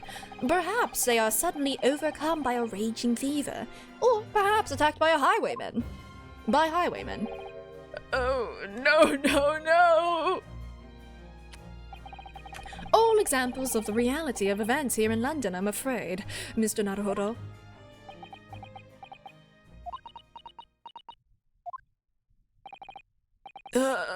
I knew it.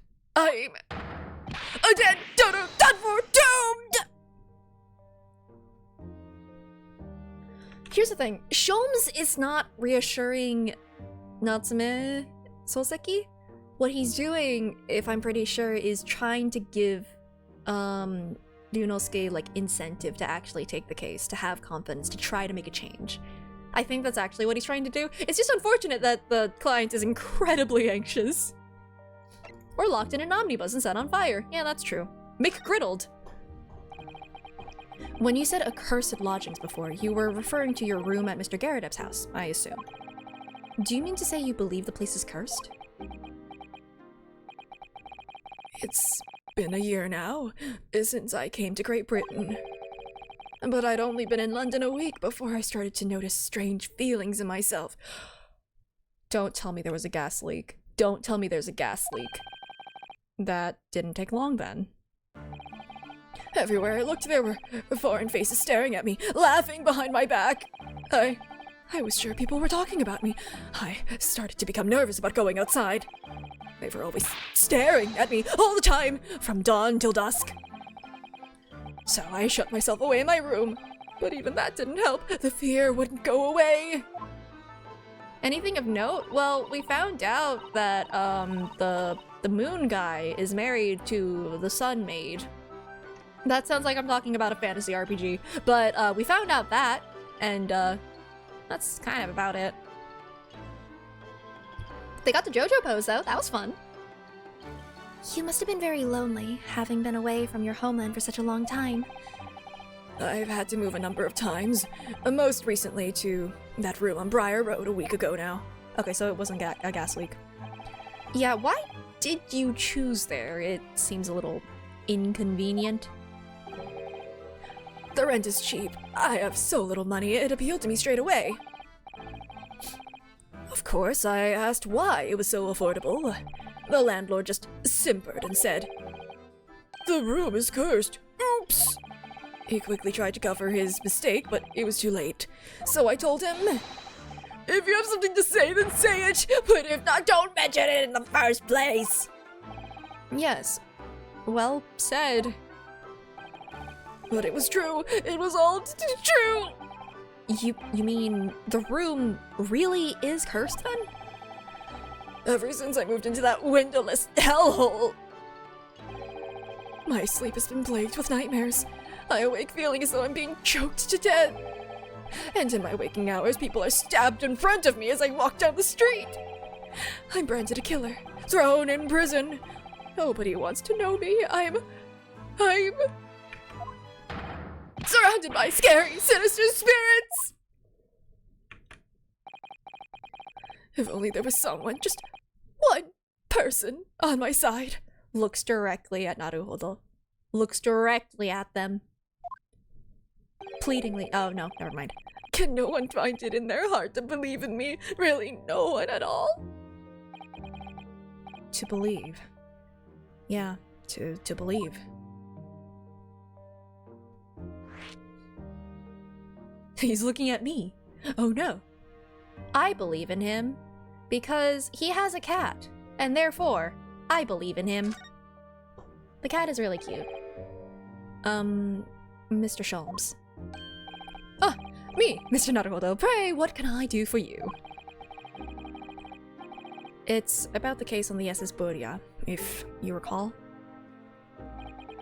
The Buria. Ah, that case. The one with the snake. Well, yes. I thought he said he was the cat. He also says that, but he also has a cat, so... At that time, I was the suspect. But you believed in me and listened to my side of the story. And you helped us to investigate. I did I? Interesting. What I want to know is, why? Why did you believe me? I see, yes, you mean... Because you were a grimly dressed, shady Eastern fellow found with the victim in a locked room. Well, if you like, yes. I'm a little surprised that the answer requires explanation, my dear fellow. It's quite simple, really. Elementary, in fact. You said I didn't do it. But I could have been lying. Surely you must have had your doubts. You must have suspected me a little. I think perhaps you have misunderstood. I neither recall believing in you, nor in that which you were telling me. What? You see, the only things I believe in are those I choose to believe in. What What do you mean, Mr. Sholmes? I make up my own mind about what is to be believed and what is not. If I should like to believe in something, I do. The circumstances can hang as far as I'm concerned. But I could have betrayed your trust. In that case, I should have made an elementary error of judgment, nothing more. Betrayal of trust is an overused excuse, in my opinion. Meaning, whether or not one should trust another is, in the final analysis, down to oneself. It is a matter of whether or not one can trust oneself. Yes, he's right! He's right! Locum student Mr. Naruhodo Esquire! Whether or not I can believe myself. Kazuma! A defense lawyer is only as good as his faith in his client. And that comes down to how much faith he has in himself. Ah! The spirit of his sword! It is speaking to me! You were so right, Kazuma.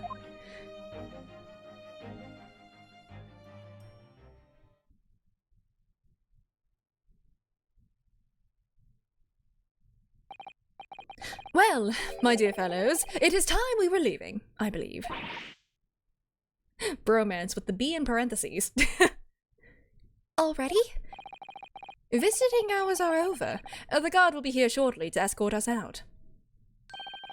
There is a restaurant near here that serves excellent trout. Would you care to join me?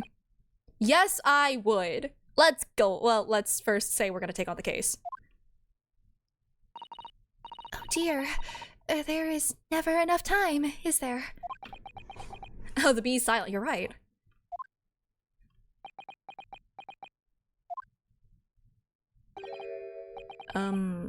Mr. Natsume? If you'd like, in the trial tomorrow, I'd be happy to represent you.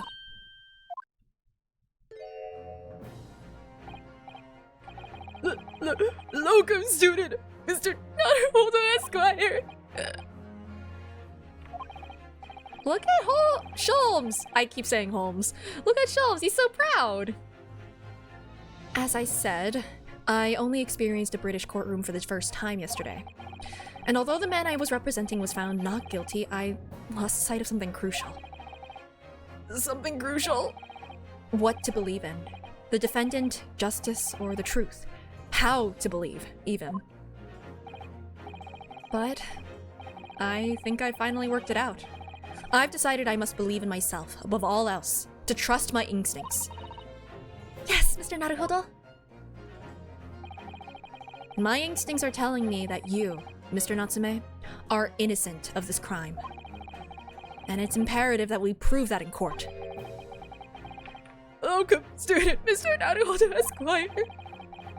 I will fight for your innocence until the bitter end, with every weapon available to me. Like this sword! Okay, anyway. So I hope you'll permit me to represent you tomorrow. He literally has no one else. But yeah. Oh. As I said when we first met, I'd like to entrust my fate to someone who will listen to me in my native tongue. Of course, Mr. Natsume.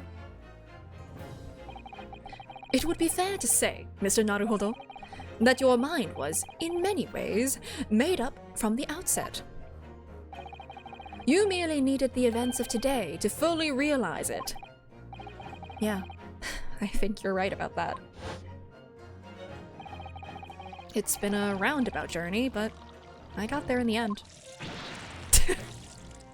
Even in memories, he's getting burned. Ms. Susato, Yes? would you be willing to stand by my side tomorrow and help me in court? Absolutely. As I said this morning, you may consider me your personal judicial assistant.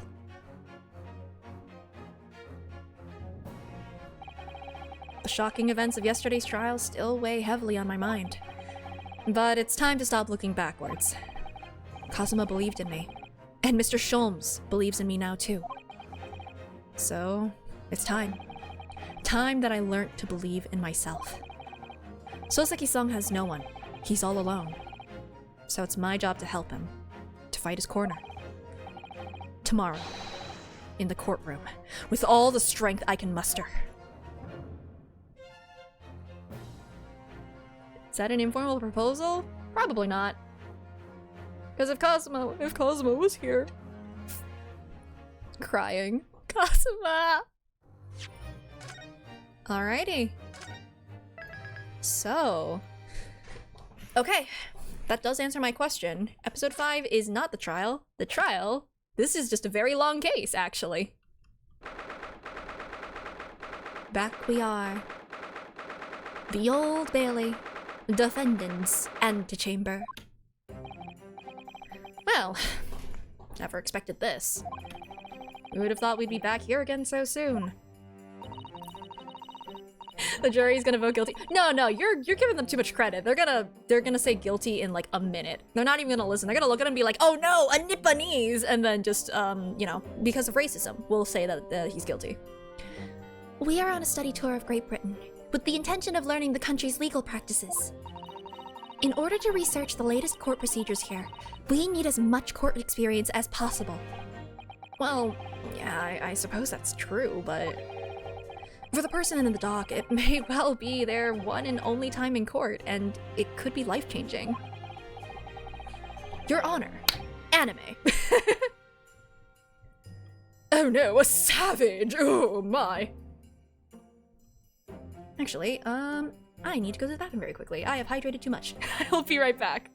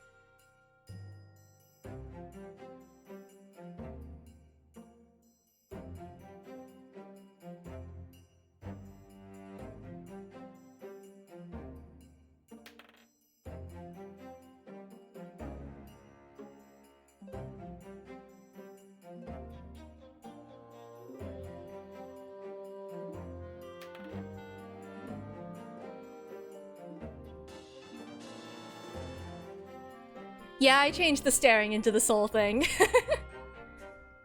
It also, it potentially, like, if the thing loses tracking on its own, it might help with the spazzing thing? Possibly? Not sure. Although if I do cover my face from laughter, it still spazzes out. Alrighty. In which case, treating it as research may seem a little crass. Oh, when you put it like that, you're quite right. Good morning. Oh, there he is. Good morning. Oh my god, his eyes are so bloodshot, they're like pink! Oh no! He didn't sleep at all, did he? I mean, I don't blame him. Mr. Natsume, good morning. Oh dear, are you alright? Your eyes are terribly bloodshot. The early bird catches the worm, as they say here in Britain. Yeah, I've heard that expression. But I really don't want to catch a worm. So I tried desperately not to wake up early, but I was so worried I couldn't catch a wink. And now I'm absolutely exhausted as a result. Do all literary people take things so literally?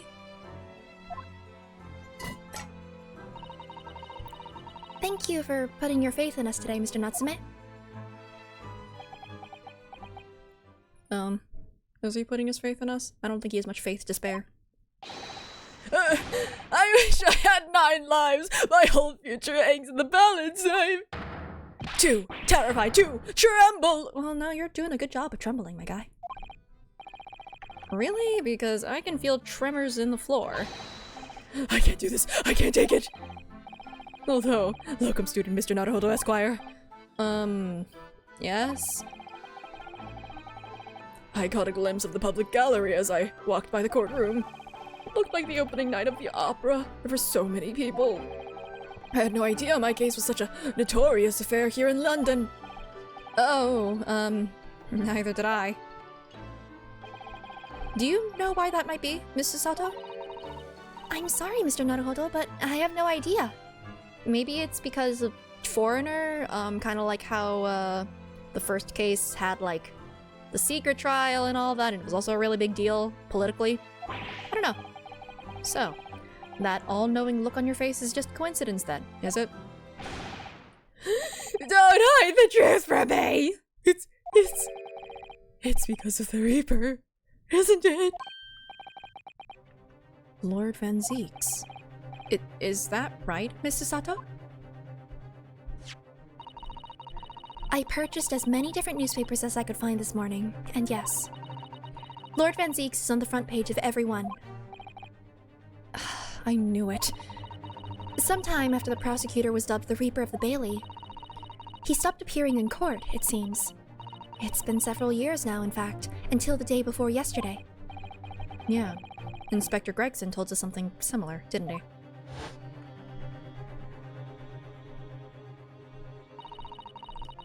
The trial 2 days ago marked Lord Van Zeek's return to the courtroom after a very long hiatus. The trial of Magnus McGilded. What a harrowing experience that was. I believe that appearance made even greater waves here in the capital than today's. But we wouldn't have realized, of course, having only just arrived in the country. Why is the Reaper back in the Bailey so soon for what appears to be a mundane murder? That's the question the papers are asking, and they are all speculating various answers. Mundane! Mundane! It's the most significant song of the century to some of us. Oh dear, I meant no offense, Mr. Natsume, but that is how the papers are describing it. Well, lest we also forget the fact that it could spark an international incident. Okay, good. Someone brought that up. Obviously, the reappearance of this infamous prosecutor has caught people's attention. But there's another blatant similarity with the trial of 2 days ago. Yes, I agree. Locum student, Mr. Naruhodo Esquire. It's you. Me? Well, I suppose that's true. Both times it is you who stands against this legendary prosecutor. It can only mean that you're friends with the Reaper! Please, I don't rub shoulders with vampires and Deathbringers and...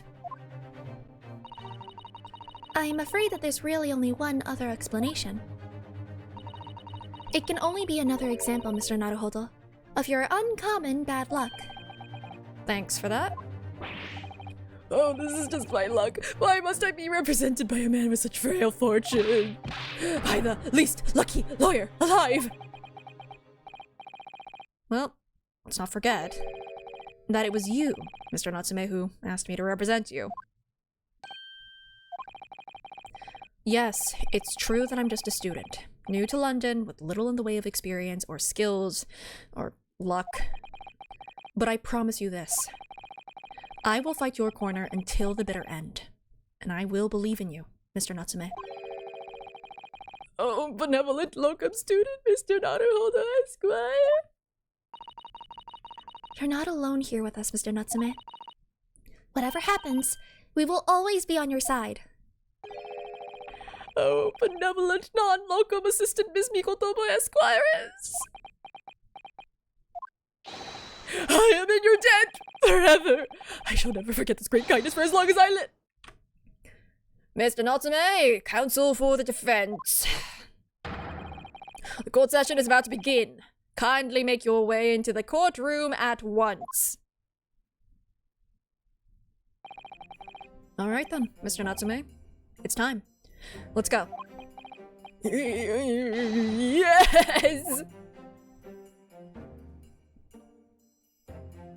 He does feel like the Larry Butts, like an analogous to Larry Butts. I don't know.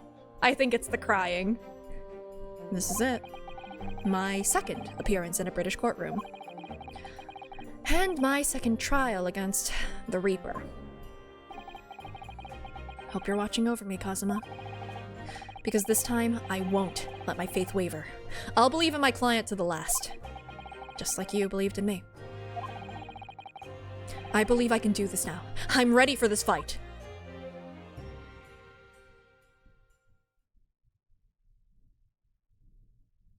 Suddenly, the courtroom's on fire. I mean, I'm glad they cleaned it up so well in 2 days. Or a day. Or so. I think it's 2 days at this point. She's on the jury. She's on the jury. Mrs. Garadeb is on the jury. Oh my god. Wait, isn't this some sort of bias then? If we know someone on the jury? Okay. In the name of Her Majesty the Queen, I hereby declare this court to be in session. I now call upon the counsels for the prosecution and defense to declare their willingness to proceed. Yeah, that's definitely conflict of interest. He's a bat. The prosecution is fully prepared, my lord. The defense is ready, my lord. The Nipponese are a truly fascinating breed. Sorry, what? Lord Strongheart has told me all about you. That you are a student who arrived in London but 2 days ago. A mere amateur. Do you have a point? Besides ripping at my confidence? Being a compatriot, you feel compelled to try to help the accused, I suppose. A typical Nipponese arrogance. Oh. Okay, I'm gonna actually gotta refill my water since I'm out. I'm gonna be doing a lot of yapping. So, no, stop going forward! Sorry, back into the void. Have fun, take care. Don't get too lost in there.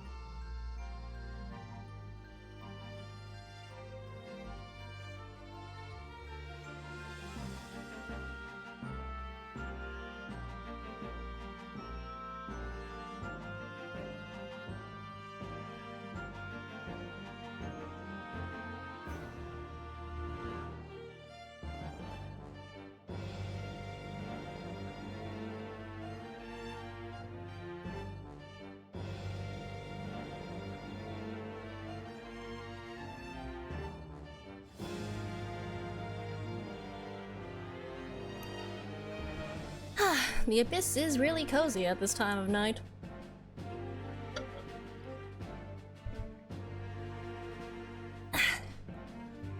Hello, hello. Did I miss anything in here? Ah, it's dark in here. Well, the void do be that.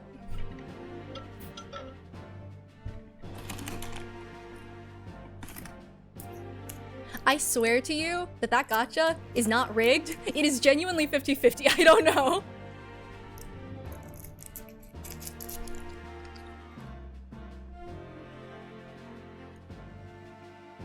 You've lost like all... Ooh. I swear to you, unless like the numbers themselves don't mean the numbers.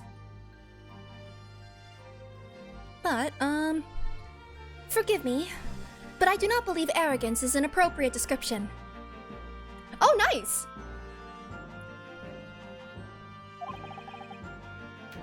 Susato-san. After all, at our previous encounter, the defendant was found to be innocent. He wasn't, but like, yeah, he was found to be innocent. Oh look, it's his never-ending bottle of wine. Or blood. Or ketchup. Maybe he's drinking ketchup. Very true. And the most fascinating, if dark, trial it was too. The tragic conclusion came later, of course. Here's to the acquitted, and his unfortunate, violent end.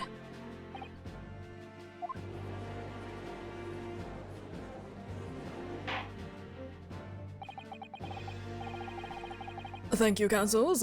I see both sides are in fine fettle. Please stop fighting.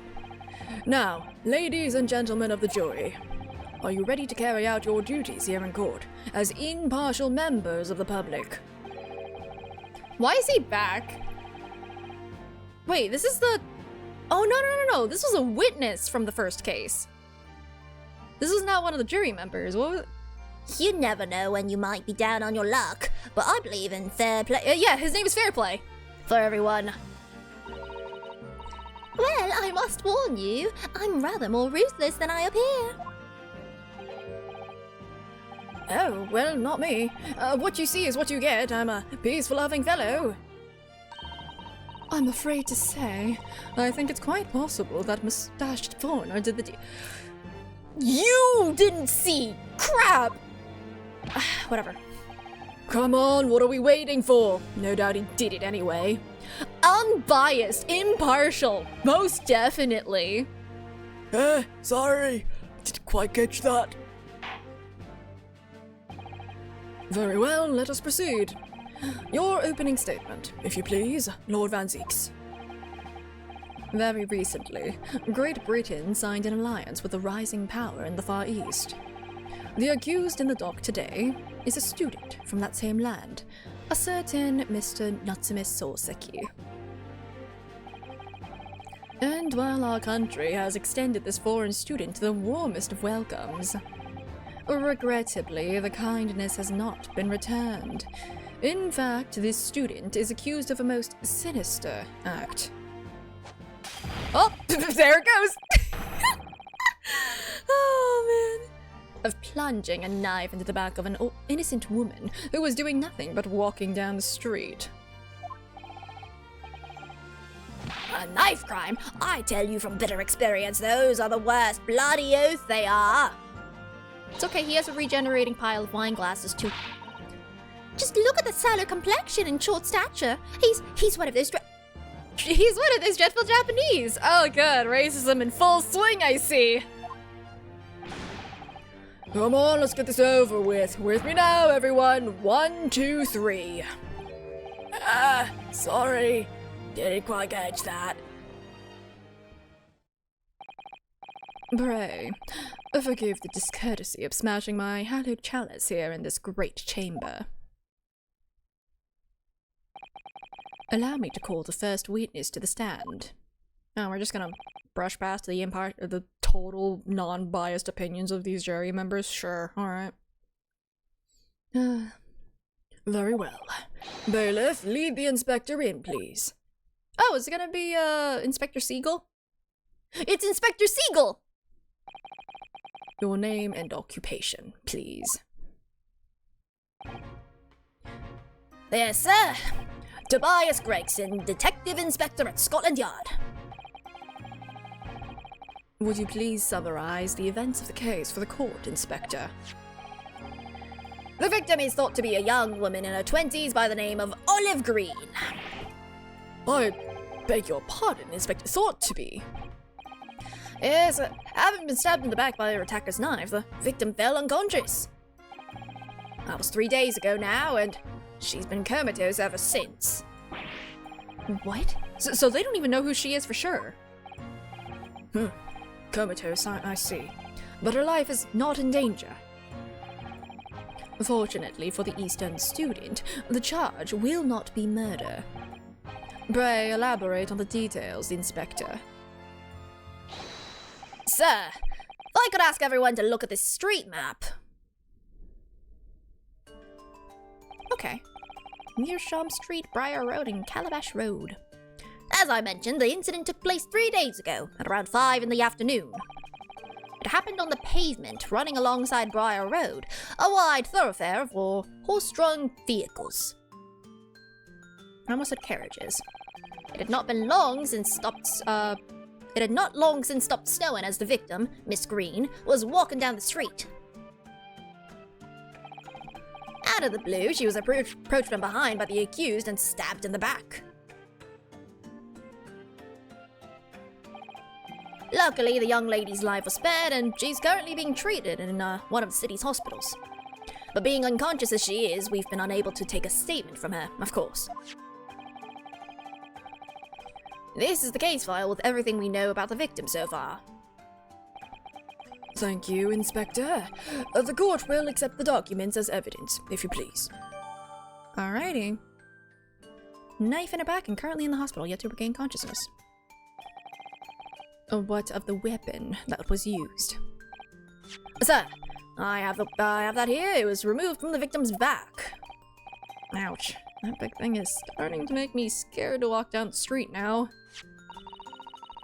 With a heavy blade like that, almost anybody would have been able to stab the poor woman. Even the scragged-looking Soseki-san, I suppose. A common or garden jackknife, I would say. Rather nondescript. Thank you, Inspector. The court accepts the blade as evidence. I'm gonna immediately look at it. Now then, what do we know of the motive? Money or valuables, I presume? Hold on, please hold. I want to look at the knife. Wait. Where's the tip of the knife? That's not stabbing anyone! Oh, look here, Mr. Naruhodo, just at the tip. A small piece of the blade appears to be missing. You're right. Well spotted, Mrs. Sato. I wonder what could have happened to it. Yeah, you don't think it could still be lodged in the victim, do you? Oh dear, I do hope not. That sounds terribly painful. That's definitely gonna come into play. Not what I meant to click. Is there anything else? I mean, I guess I could also... No, that's just the tip of the knife again. Okay. I think that's it. So, if we can establish... Might have struck a bone. If we can establish that the piece of the knife isn't either at the scene of the crime or in the victim's back still, then we can probably say that this thing isn't stabbing anyone. I don't know. From what we can tell by looking at the woman's possessions, it seems like she's a poor student herself. Hard to imagine she would have had anything much worth pinching, my lord. I see. Well, in that case, were we looking at some deep-seated resentment toward the victim? I'm afraid I couldn't say. Apart from visiting second-hand bookshops, the defendant, Mr. Natsume, doesn't appear to get out much. Doesn't touch grass. Not that we have much right now with the snow. At this moment in time, we haven't been able to establish any sort of connection between him and the victim. Yes! Yeah, there isn't. Weird. If theft and grievance had been ruled out as the motive, what reason could Mr. Natsume possibly have had for stabbing the young woman? Yet you arrested the man in spite of that, in a totally unjustified and heavy-handed way. Objection!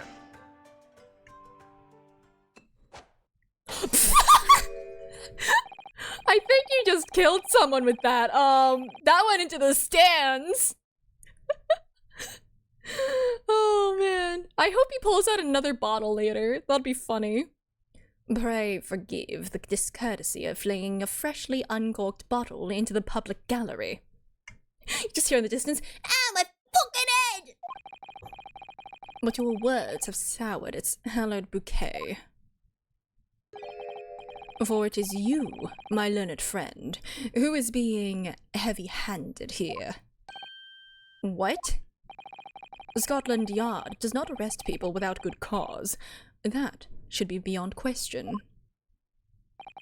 Inspector Gregson, the prosecution calls for your formal testimony. Explain to the court precisely why the constabulary came to arrest the Nipponese student. Is it because of the two witnesses, despite the fact that they said that they were alone on the street, and therefore how could there be witnesses to anyway. We'll see, we'll see. Yes, sir! Alternatively, you hear someone go like, Oh, my dress! Why did you throw wine on it? anyway. As I said, it was 5 o'clock in the afternoon when the incident occurred, and there was an unusually light fog. Visibility was reasonably good, and there was no one else about but the victim and the accused. Out of the blue, the victim was stabbed from behind and subsequently collapsed on the pavement. The accused ran off, scattering his belongings all over the floor. Those being a number of old books he just bought, he was on his way home from a bookshop, it seems. It was just a matter of working out who the books belonged to, and we found the bloke to arrest him. Old books, you say? Yes, my lord, I have a photograph here of the scene of the crime, taken immediately after the incident. Oh, yes, I can clearly see the books to which you are referring. Wow, they took a picture before moving her. Yeah, he did confess, quote unquote. I will take that photographic print as evidence, please, Inspector. Neat. Can I examine that? You Nipponese are a spineless breed, too cowardly to admit defeat. Wow, the racism is still going strong. I wish I could, like, look at the titles of the books or something. Unfortunately, nothing. Denying everything despite overwhelming evidence to the contrary. Overwhelming is a bit of a stretch. Well, Forgive me, Lord Van Zeeks, but the defendant is not denying everything as you put it. What are you doing, Mrs. Sato? Yeah, no, he was at the scene of the crime. He did run past. That is without question. But he didn't do the stabbing. Do go on.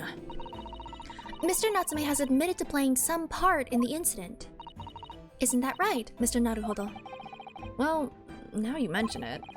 When we visited him in the prison yesterday, he did tell us what had all happened. As I was walking along that accursed pavement, I could make out the sole silhouette of another ahead of me. A woman wearing a green overcoat she was, and just as I went to overtake her, she suddenly let out a little scream and collapsed onto the cold, hard slabs of stone at my feet. I was terrified. I had to get away from there. So I ran, as fast as my legs would carry me back to my accursed lodgings. A green overcoat. Well, that's exactly what the woman in that print is wearing. Oh my! A photographic print in full color. What will the world come up with next? The defendant has done nothing more than admit he fled the scene of a terrifying incident. That does not mean that he's guilty of the heinous crime of stabbing the woman in the back. There was nobody else there at the time, just the two of them, the victim and the accused. In other words, there is nobody else who could possibly have stabbed the woman. A fact that the accused concedes. It seems this cross-examination could prove to be pivotal, counsel. Proceed, please. Yes, my lord. Nothing for it. I have to use this cross-examination to turn the tables here. It's our only chance.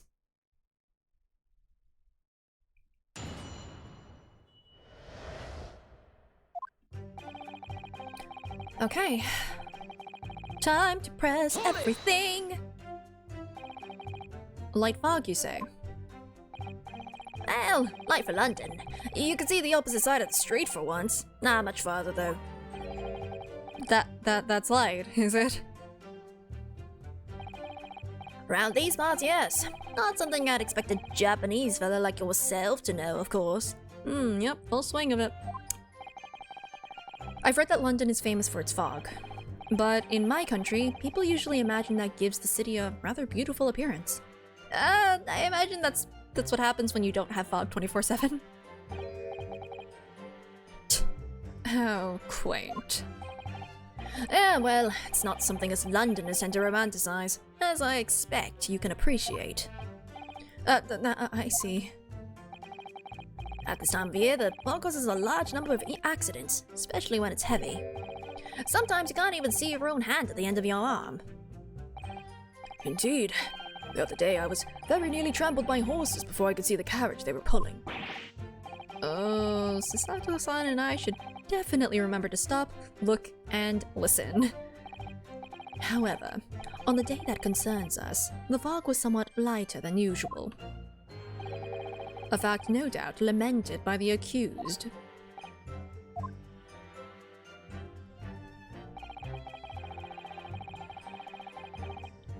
Hold it! How are you able to state that with any certainty? Quite simply, my learned friend, because that is what the witnesses to this crime have told us. Oh, yeah, Inspector Gregson mentioned the witnesses yesterday, didn't he? That's right. One of them is a policeman, I believe, from Scotland Yard. That's correct, ma'am. Oh, buddy. Then we must hear their testimony. The prosecution will, of course, call them to the stand, should it be necessary. But wait a minute. At 5 o'clock in the afternoon, in the middle of winter, it would have been dark already. No matter how light the fog might have been, no one could have seen. I'm unaware of the situation on your tiny island in the east. But here in the capital city of Great Britain, all main roads are illuminated in the night by gas street lamps. Why is Edgeworth here? This is Vampire Edgeworth. The man of infinite wine and glasses. Not the seeing one, the one for drinking. The prosecution believes there would have been ample light by which to witness the crime. Quiet here in London, for the first time in history, mankind has completely conquered the darkness. Which means we really need to hear those witness statements. If I could just get through the fog of this cross-examination, maybe we'll be able to. It seems the counsel for the defense is taking stock. Continue with your testimony, Inspector. I mean, it could be blood. Hold it! From behind, you say. That's right. As you can see from this print. Yes, quite so, Inspector. The handle of the weapon is quite clearly protruding from the victim's back. And you say this poor woman, Miss Green, remains in a critical condition, comatose, no less.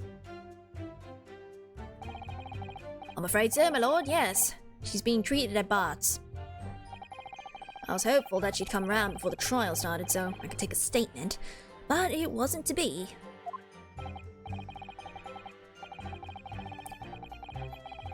The weapon has been cleaned here. No, you got a good point. It is weirdly clean. And also the tip of the blade is gone, so it's like, was this really the stabbing weapon, or was this even a stabbing?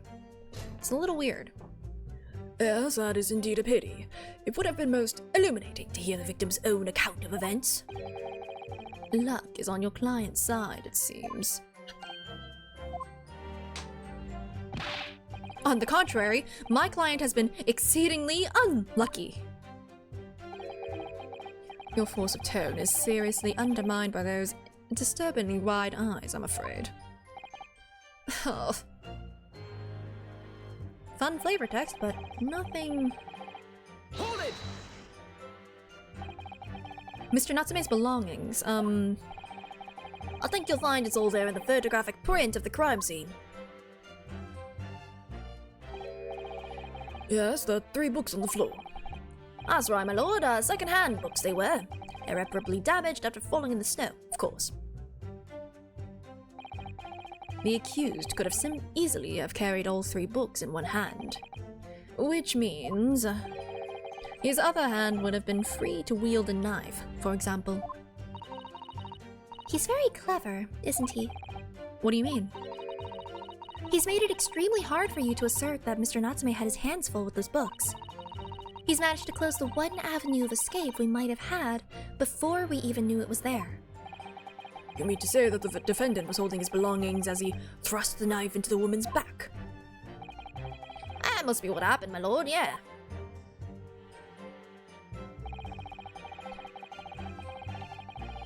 Hold it!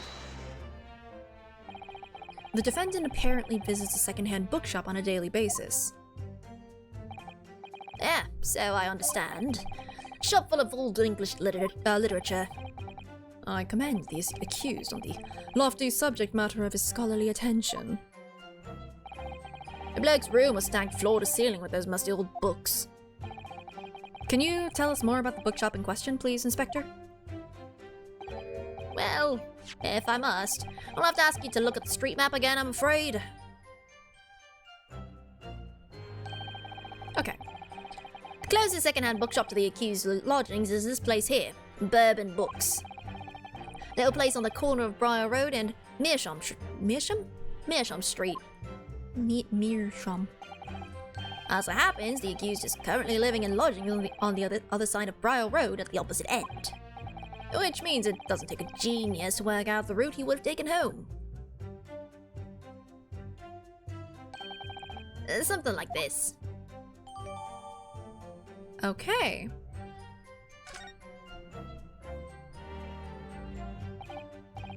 Yes, I concur with your conclusion, Inspector.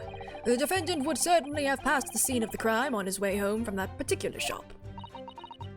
Mr. Naruhodo, I think that what the inspector just told us could turn out to be of vital importance. Yeah, I agree. It updated the evidence, so it's probably important. The most important part that the inspector just made being... Did he say anything about the stock? Oh, is it just saying that it was like... Yeah, that's not important.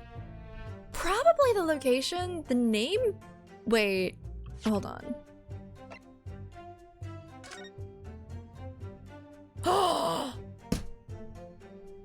Aha! This wasn't the bookstore he went to. A freaking Jackson! Oh man, the name. Inspector Gregson, may I ask you a favor? What? Would you kindly add the name of the bookshop to your formal testimony, please? I believe it may be of vital importance. Maybe.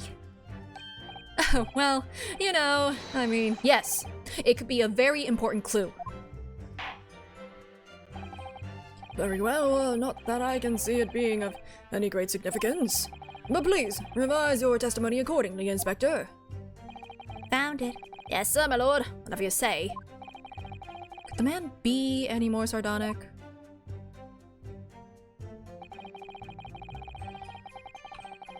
I got you. Right here. Present. Found it. If I could just stop you there, Inspector Gregson. What is it, sunshine? I'm a busy man, you know. This is a receipt that we found in Mr. Natsume's room.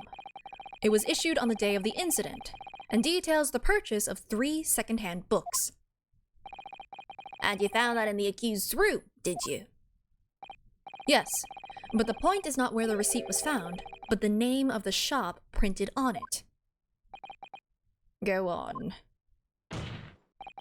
This receipt was issued from a bookshop called Your Books. Your Books, Y-O-R-E, I presume. Yes, my lord. So Mr. Natsume did indeed purchase a number of books at a second-hand bookshop that day. However, the bookshop in question was not Bourbon Books. Ah! What? Inspector, do you know of this other bookshop? Yes, sir. Your Books is another second-hand bookshop not far from Bourbon Books. It's just that... Well, it's such a small place, I didn't think the accused would have known about it. If I were to guess, is it on the other side? But in fact, that is the bookshop which the defendant visited on the day in question. And this receipt proves it. Objection! What, are you saying he didn't go there? Yes. For what difference it makes. Wherever the man purchased his musty tomes, it makes no difference in the final analysis. No. Not unless it's a different route. Objection! I disagree. I mean, after all, I have the street map here, if that may be of help. Oh, yeah, thank you. Have a look at this, please. Where is it? If the defendant had been returning from Bourbon Books, then yes, he would almost certainly have passed the place where Miss Green was attacked. However, if we take into account the fact that he was actually at another bookshop, your books, it may very well turn out that he wouldn't have passed that location at all. Could that be true? My, it rather depends on where this other bookshop is, but I do declare it may be a possibility. Is that right, Mr. Lawyer, sir, what you just said? Absolutely. It absolutely could be right. We just need to know where it is. Inspector Gregson, where is this Your Books establishment? Well, obviously we looked into that. Turns out that Your Books is just here on the next corner of Meersham Street going east.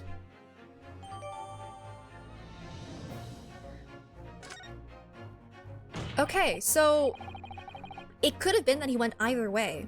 We don't know for sure. And there you have it. And there you have it. As you can clearly see now, you can't. It's kind of 50-50. We don't know which way he went. Oh. Oh, hey, he has another bottle of wine. My learned Nipponese friend is obviously in training to be a clown, the way he regales us with such witticisms. To your future career in the circus. If you put that glass down now, or I'll put it down for you! Oh, Susato's about to flip him. I, didn't think I needed to spell it out, but here we go. If the accused was coming home from Your Books instead of Bourbon Books, there's no doubt he still would have passed the place where the victim was stabbed. I mean, he could have gone the other way. Yes, thank you, Inspector. Allow me to reiterate for my learned, if somewhat slow, Nipponese friend. Man, that glove must be made of some real waterproof material. Where the man purchased his musty tomes, it makes no difference to the final analysis. Ugh. Blech. As I suspected, you can't fool me, and I don't suggest you try. What did I say, eh? I've had enough of this now. Beg your pardon, terribly sorry, but would you mind repeating that? Mr. Nutterhodel, we mustn't give up. What do you mean? If the prosecution's assertion is correct, the members of the jury may very well decide that Mr. Natsume is guilty. She's absolutely right. We must think. We must consider the assertion just put forward by the prosecution very, very carefully. They claim Soseki-san must have passed the location of the incident on his way home from Your Books, but... Let's take a look at the evidence, yeah? Yeah. If he were to go the other way, why would he go in the other direction, is the question. This isn't gonna help.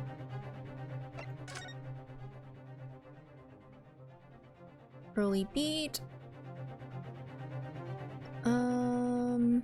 The east side of Briar Road. Victim remains unconscious. Her name was gleaned from her personal effects. Apart from the single stab wound, no other signs of injury.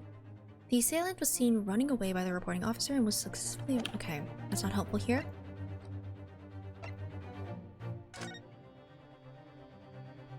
I don't think that's gonna help here. I have to. I'm pretty sure I have to raise an objection.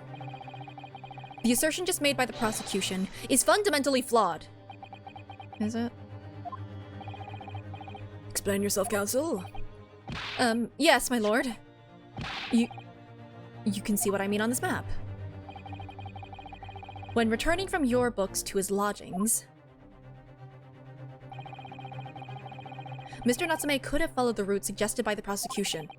However, that isn't the only conceivable route to take between the two places.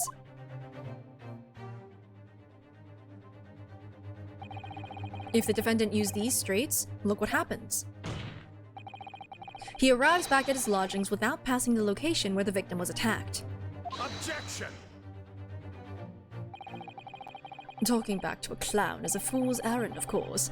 However, I feel compelled to point out that the books are found at the scene of the crime. That route is what is commonly referred to as the long way round. Yeah, but he wasn't here for a very long time. How would he know? On a cold winter's night, why would any man choose to take a longer route home? Because it's cursed! Well, the answer is extremely simple. He wouldn't. In other words, the accused took the obvious route back to his lodgings and is the obvious perpetrator of this crime. But... Aha! Yes, I've got it. Obviously, we must ask the man himself. Ask Mr. Natsume which route he took home. I have already informed the court of the accused's response to such questioning. He claims he has no recollection. That's right. As I said, the bloke seems to spend his time outside wandering aimlessly from A to B. That day was no exception. He says he doesn't remember where he was or which route he took home. Then why would he take the obvious route home? Right? Like, you just said, oh, he would have taken the shortest way home. But then you said he wanders around a lot outside. Weirdly, he's such a weird guy. You can't have both be true at the same time. I don't believe this! I mean, like, it's not concrete or anything, but, like, it is a little bit of a flaw. I thank you, my learned friend, and suggest that we do not waste any more of the court's time by wandering aimlessly around this subject. Pray, what say you, insightful jurors? Great. But even if that is the case, the defense still... Oh, good, they want to fight us. I agree with Lord Van Zeeks. Wholeheartedly and in every way. What? I don't believe it. Does this mean... We members of the jury are completely convinced now. I mean, wouldn't he also be biased against us because we kind of put suspicion on him? Whatever. Very well. In that case, I hereby call upon all members of the jury to present your findings to the court. Guilty! Oh. They have voices. Guilty. Guilty. It's actually really close on one of them. Cool, time to do that thing last time where we get them to fight each other. It would appear the jury's leaning is unanimous. Why? At least wait until the end. To the insightful members of the jury, I applaud your brave resolve. You serve Queen and country admirably. Mr. Naruhodo? No. Not yet. This isn't over yet. I still have one last chance to sway the opinion of the jury. The girl comes in like, oh, I tripped over my own knife. Whoops, sorry about that. Why is there a trial going on? Anyway, I have to tip the balance of those scales the other way. I have to turn this around. Somehow. Those are the eyes of Quarry, not yet willing to give up and die.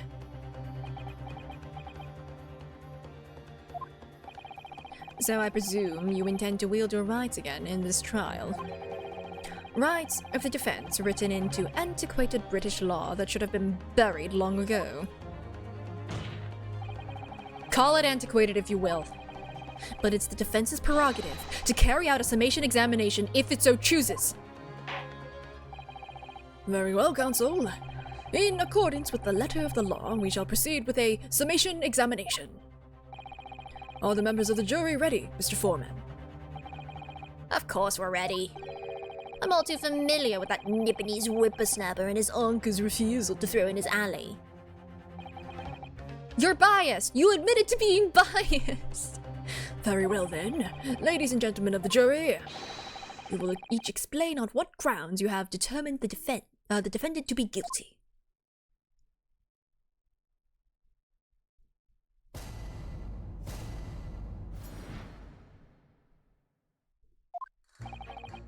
For pity's sake, that little Nipponese oddity already admitted it himself, didn't he? If he said that a woman in green collapsed before his eyes, why, it can only have been the victim. The man wouldn't have gone around the houses on his way back from the bookshop, not in winter.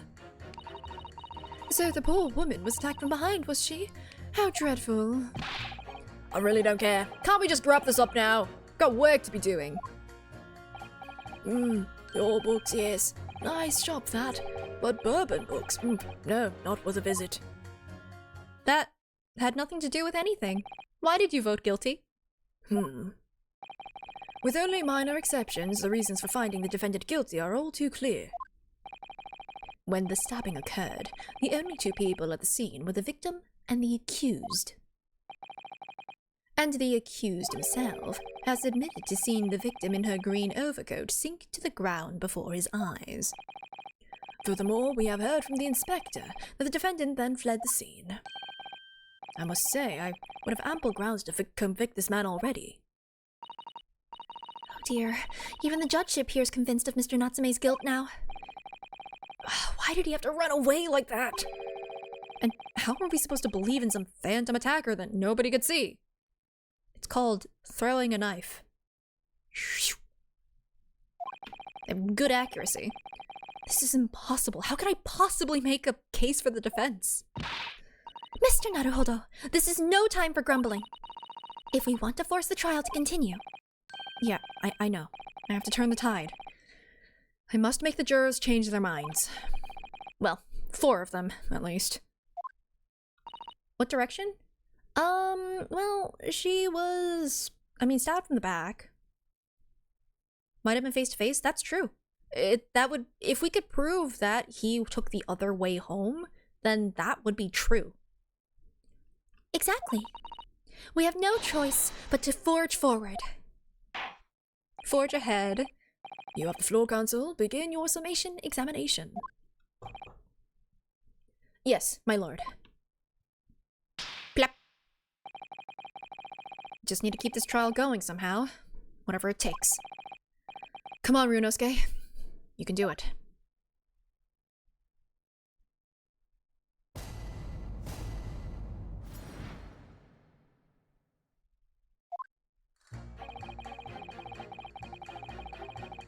Hold it! Excuse me, but aren't you... Yes, that's right. I was in the witness stand myself just 2 days ago. Yeah, I had a feeling I knew your face.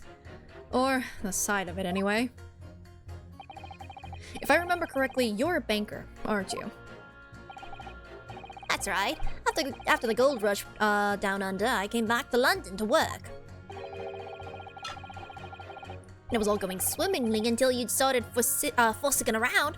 Bruce Fairplay was a man of repute. Sorry. Don't think I've forgotten how you treated me the other day. You had me and that young adder pegged as criminals.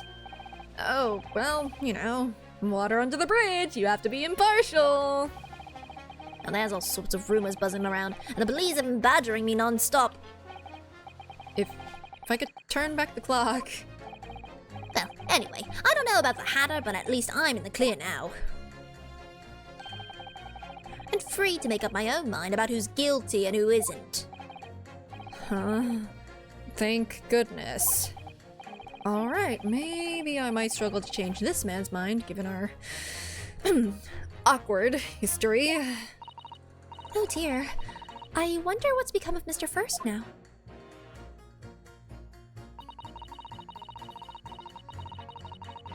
Hold it!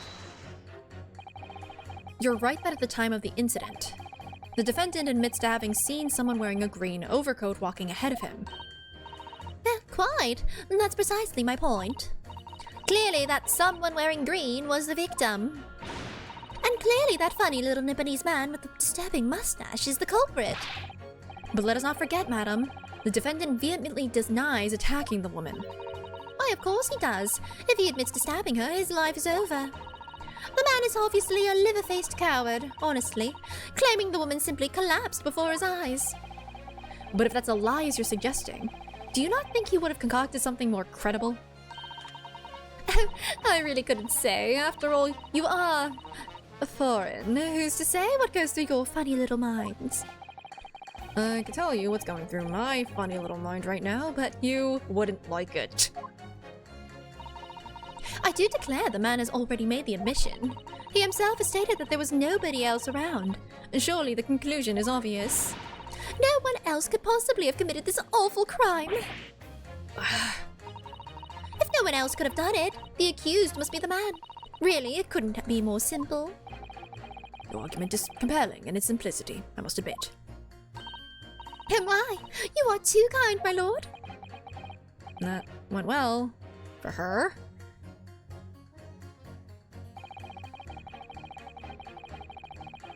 Hold it! But you can't deny that there are other routes Mr. Natsume could have taken back from your books.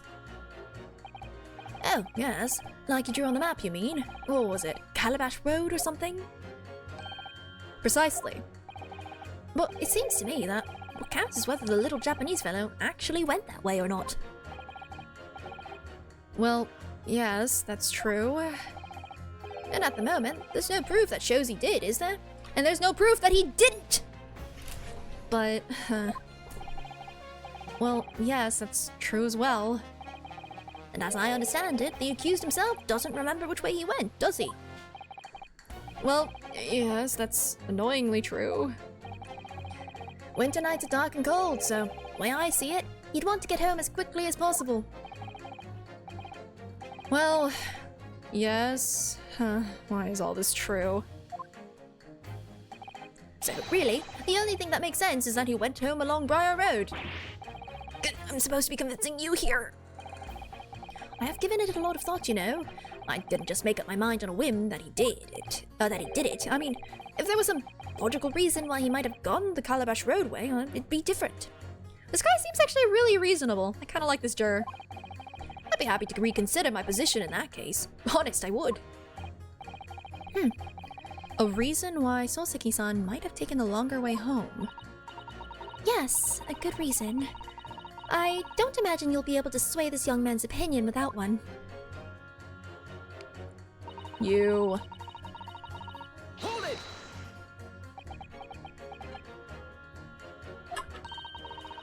Whatever is the matter, young man? You're the wife of Mr. Garadeb, aren't you? Wait, what? We said we wouldn't. Well, actually, we didn't promise anything, but come on. Don't put her on your bad side by outing them immediately. You're the wife of Mr. Garadeb, aren't you? The landlord who rents Mr. Natsume's room? The master's wife? Where do you get your idea, sir? I'm the maid. The maid, you understand. She's keeping up that charade. Oh, this is gonna be awkward.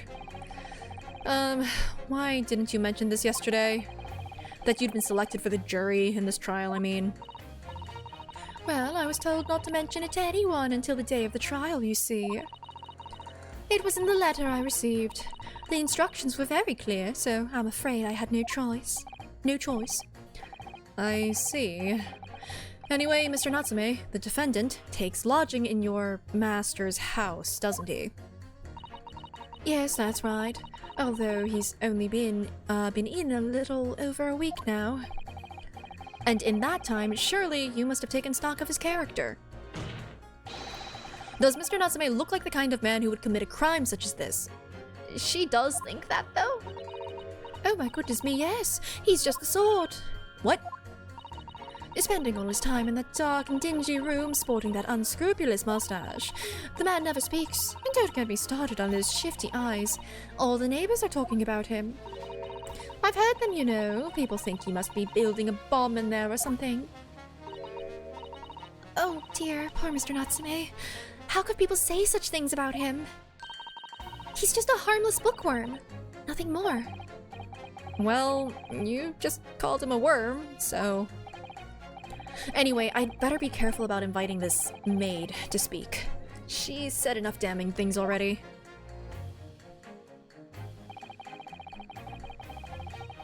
Hold it! A man's life is on the line here, sir. This will take as long as it takes. Don't get clever with me now, son. My life's on the line too, and so is my family's. Ah, The likes of you wouldn't understand, but a laborer like me can't afford to take time off. If I don't work, I don't eat, and neither do the wife and kids. oh, I see. That must be very hard. I go to the union every morning to find out what needs doing. If you're late and the work's taken, it's tough. This time of year, there's water and gas supply pipes bursting left, right, and center. We'll have to cheap labor to get the roads dug up to fix it. It's a hard slog from dawn to dusk, it is. So, you were out digging up the roads on the day of the incident as well, were you? That's right. In fact, if I remember rightly, it was just round the corner from where it all happened. My little bookshop it was. What? Another coincidence. That's right, Meersham Street it was. Meersham Street. On the map, Mr. Naruhodo, there are only 3 named streets. Juror number 5, I need you to add that information to your formal statement, please. What's the point in that? Can't we just get this business over with now? Please, sir, it's important. Fine, I'll do it then. We found we found that reason. Meersham Street wasn't there! Hello, reasonable man. Please, be reasonable. Those two statements are clearly at odds with one another. At odds, counsel? Explain yourself. Please don't point. It wasn't me, I swear. What? I just want to get this done and dusted. Well, juror number 3. Oh, me, sir? What do you mean? Juror number 5's words just now are extremely significant. Let's take a moment to consider the implications of what's been said on our map of the local area. On the day in question, Mr. Natsume visited this bookshop to purchase a number of secondhand books. And on the same day, we now know that there were works being carried out on Meersham Street, making it impossible. Which means the defendant's route home could not have taken him along Meersham Street and down Briar Road. Oh, yes, of course. What do you think, sir? Well, yeah. Can't argue with that, really, can you? You're also reasonable! It's contagious! I must have had a good 2 yards or more of the pavement up. Every gentleman and gentlewoman that came along had to turn back and go the other way. So, the only conclusion is this. The defendant must have taken the longer route back to his lodgings. Yes, I suppose he must have. I suppose I must be right, eh? Juror number 3, you said the following. The man wouldn't have gone around the houses on his way back from the bookshop. But we see now that he had no choice. Yes. My lord, Mr. Judge, sir, if I may. Yes? I don't think in all good conscience that I can say the man's guilty now. Yes, I'd like to see this trial continue so we can get to the bottom of what really happened. I appreciate this guy. What a really just all-around reasonable person. What about you, sir? Who, me? Well. Alright then. If there's a hole in the prosecution's argument, it should be filled in. That's what I say. I'm so glad that they're that they're conspiring to be reasonable together. Yay! Oh, well done, Mr. Naruhodo. That was wonderful. Well, we've managed to change a couple of minds at least. It's strengthened our position somewhat. Also, it's also strengthened our position from before where they're like, oh, there's no possible way. Well, now it has a bearing on the case. Yes, and it will prompt the other members of the jury to reconsider their stance as well. They'll be asking themselves if their current leanings are really right or not. Now, if we could just identify one more clue or discrepancy, that would make them stop doubting Mr. Natsume. We might be able to tip the balance completely. Yeah, that's exactly what we've got to do. Van Zieks is looking to bring this trial to an early conclusion. That's what we have to prevent, by whatever means we have at our disposal. You know, things are messed up on the conspiracy is being a reasonable juror, a reasonable and impartial juror. Dang. Thank you, counsel. On with the summation examination, please. Yes, my lord.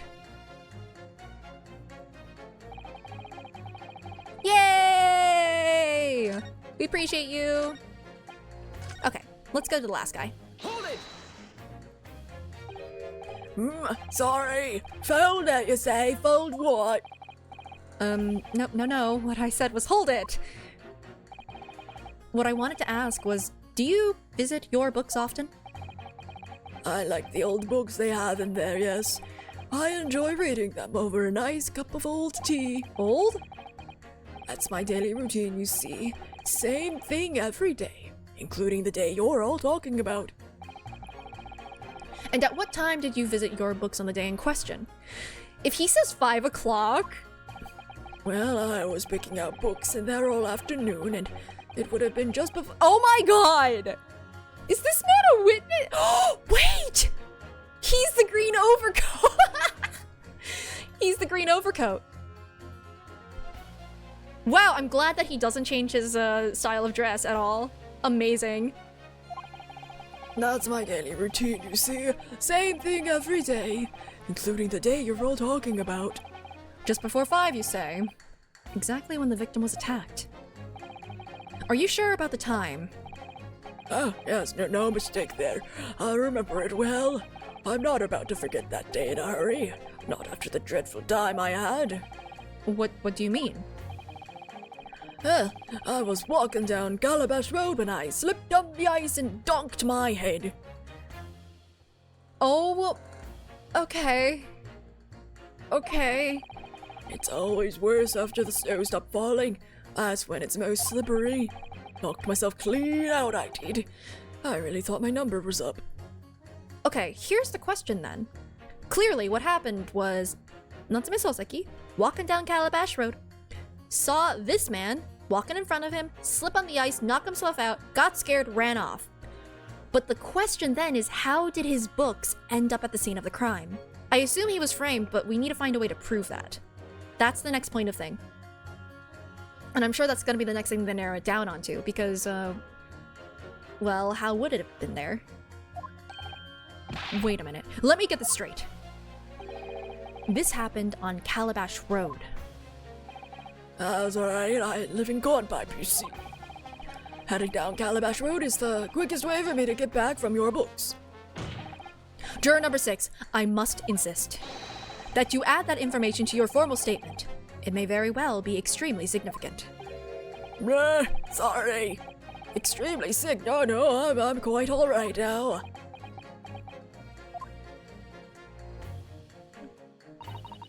You've changed 2 of the jurors' minds, Mr. Naruhodo. Yeah, just 2 more to go. Deliver the finishing blow now. It's time to turn the tables here. Wish I knew how to do a Sasato takedown. Suppose words will have to suffice for now. Okay.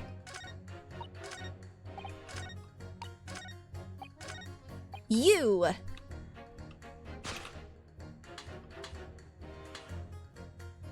Objection!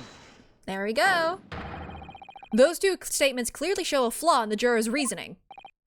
Flaw? What are you talking about, counsel? Well, juror number 2, juror number 6. My, whatever do you mean, sir? I think perhaps the old man didn't hear you. Unbelievable. It's not like I was loud or anything. There is at least one fact of which we can be sure here. The bookshop receipt found in the defendant's room clearly indicates that on the day of the attack, he had been to your books and purchased a number of secondhand titles. He then returned home on foot. But the man says he has no recollection of his return journey. That's correct. But what he does remember is seeing someone appear in front of him on the way. Someone in a green overcoat, who suddenly collapsed on the pavement before his eyes. Yes, we are all well aware of all this. The poor young woman who was stabbed, obviously. Objection! Can we really be sure of that, ma'am? Why? Whatever do you mean? I'm sure you heard juror number 6's account of what happened to him that day. That same afternoon, there was somebody else apart from the victim, who was wearing a green overcoat, and who fell over on the icy streets in the neighborhood. Oh my! My goodness, you mean? That's right. I'm referring, of course, to hard of hearing juror number 6. Didn't need to call him out, man. Are you really suggesting that the person in the green overcoat whom the defendant saw collapse in front of his eyes was the jolly old gentleman on the end of the bench here with me today? That is entirely possible, yes. After all, the old man has a somewhat similar build to the victim, and wearing the exact same shade of green. Look at that. My goodness me. I'm sorry, you need a pee? And crucially,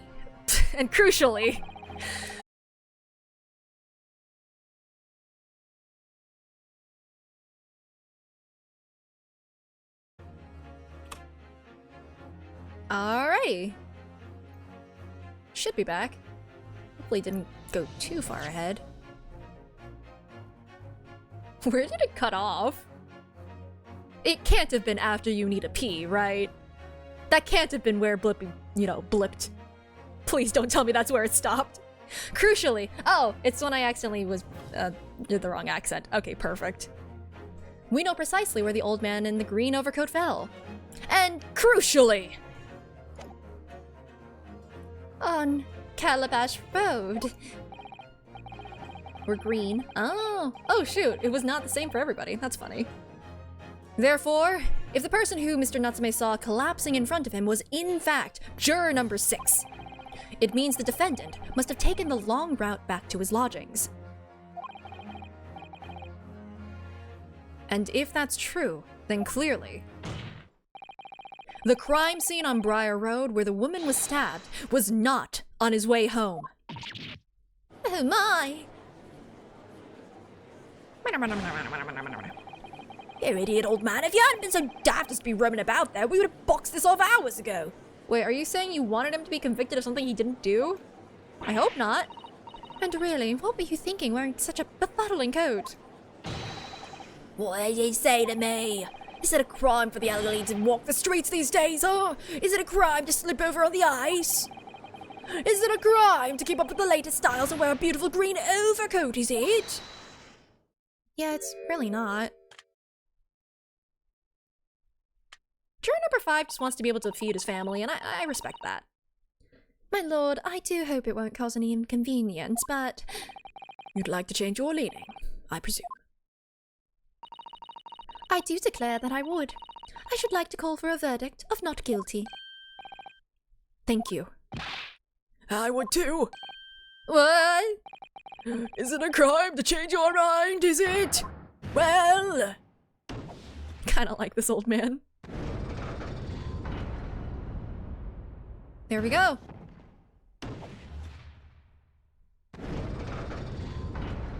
What say you, Baron Van Zieks? Von Zieks. It's not Von Karma.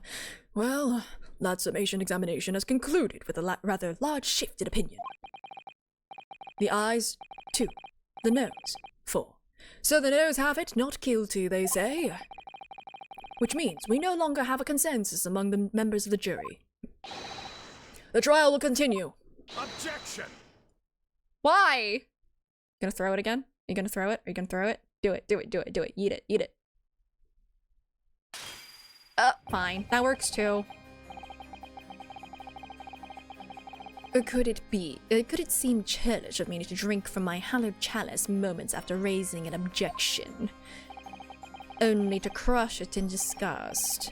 Pray, forgive the discourtesy. Lord Van Zeets? It seems I must retract my earlier remark. What do you mean? You're not a clown, you're the whole circus. Anyway, I mistakenly credited these jurors with intelligence by describing them as insightful. Yet we have just witnessed them falling for a cheap trick performed by an Eastern entertainer. Really? Whatever do you mean? I haven't tricked anyone. Everything I've said is true. Indeed. Stalwart juror number 5 was undoubtedly repairing the road, as he claims. I believe you said it was a good 2 yards of the pavement which you had excavated, sir. That's right, took me the whole day and they paid me a measly tuppence for it. Now, my learned Nipponese friend, tell me. Do you have any notion of the distance that 2 yards represents? Well, if I'm honest, I don't have a clue, no. 2 yards is a little less than 2 meters. Less than 2 meters? That's not much at all. In other words, a distance readily vaulted by anyone of moderate Do you think that this decrepit, like, anxious, shaking chihuahua of a guy could make that leap? I really, genuinely do not think so. But that's beside the point, I guess. Would you not agree, my stalwart friend? Me? I can't say you're wrong, no. What? And did you perchance erect a sign to prevent pedestrians from passing the site of your works? I wouldn't dream of it. What a waste of time. No coaches would have had a hope of passing anyway, and we just turn any gentlefolk back when they come. Kids just jump right over us all the time. The accused is no gentleman, as far as I can see. I have little doubt, however, that he could spring over a 2-yard trench in his meanderings around town. Oh, is that true? Is it? The incontrovertible truth is that the books just purchased by the accused were found at the scene. Yep, there it is. I knew that they would take this into account. There can be no doubt that on his way back to his lodgings, Mr. Natsume walked down Briar Road. Crushed in a single sentence. And, old man. Old man, you can talk! You say that at around 5 o'clock on the day in question, you slipped and fell on Calabash Road. Pray, was there a suspicious-looking Nipponese behind you at the time? What does he have? Eyes on the back of his head? Really? Oh, I can't say as I remember. You don't why would he be looking behind him? Whatever. How about a wager, my learned friend? You say it was this old man that the accused saw, but I would lay 1,000 to 1 against you being able to prove it.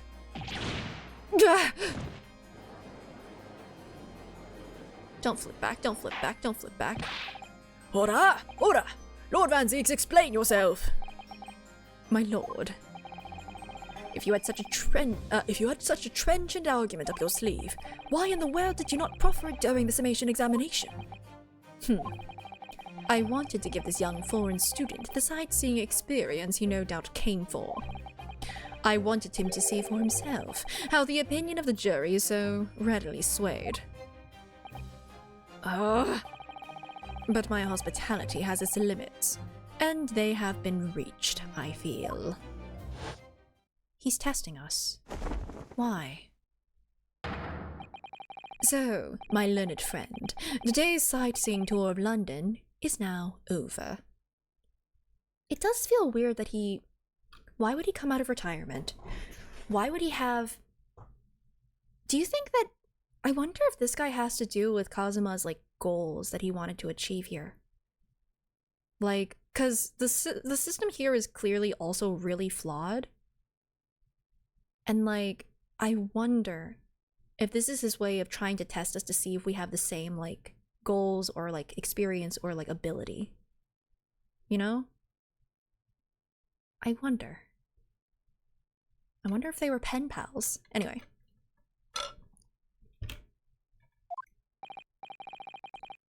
What are you talking about? My lord. The prosecution requests permission to call its next witnesses to the stand. Okay, good. We do at least have reason to get more cross-examination. That's fine. Granted, bailiff, bring forth the witnesses. It's next witnesses. That's good, actually. Now we have reason. We've done something. Mr. Naruhodo, do you not remember? We've been told on several occasions that there were eyewitnesses to the innocent incident. Yeah, I remember. One of them being a Scotland Yard policeman, no less. I'm afraid that's likely to be the prosecution's next witness. Alright. No matter who Van Zieks brings to the stand as his witnesses, and no matter what they say, I believe in Soseki-san. I know he's innocent. And I'll keep believing to the very end, until this battle is over. Well? Are you sure you saw anything, officer? You seem like you're about to pass out. Witnesses, please state your names and occupations for the court.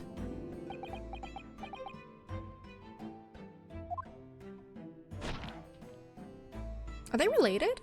Oh, they look related. Constable Rolly Beat, sir! Nothing to report on the streets, sir!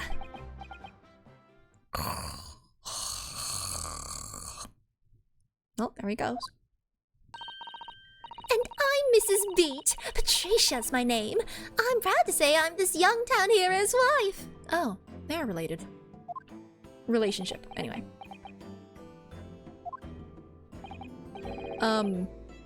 What's the story here? Well, in truth, we've not been married long. In fact, we celebrated our first anniversary only the other day. I don't think he can celebrate much at all. I think he's about to pass out. No, it was your husband I was asking about. He seems tired. Hardly surprising.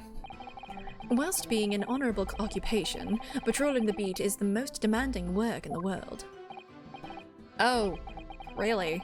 I'm sure I've heard that before, actually. Indeed, apart from rare days off, our gallant officers trudge some 20 miles a day, you know. They patrol boarding houses and pubs, collect taxes, survey the streets, check the meters are reading true, and they're responsible for keeping the streets clean and lighting and extinguishing our streetlights. There are a number of items on that list that don't sound much like policing duties at all. I wouldn't just be falling asleep on my feet, I'd have collapsed long ago. But it goes without saying that a policeman's primary duty is the apprehension of criminals. Even when he's off duty, a constable is expected to investigate and resolve any crimes on his beat. For the London Bobby is a man of honor. And a man of desperate need of sleep. And a man of slumber. Me too. On the day in question, this man and his wife were walking down Briar Road in the opposite direction. And they witnessed the incident as it occurred. Is that not correct, Mr. and Mrs. Beat? That's right, sir. Isn't it, Rolly?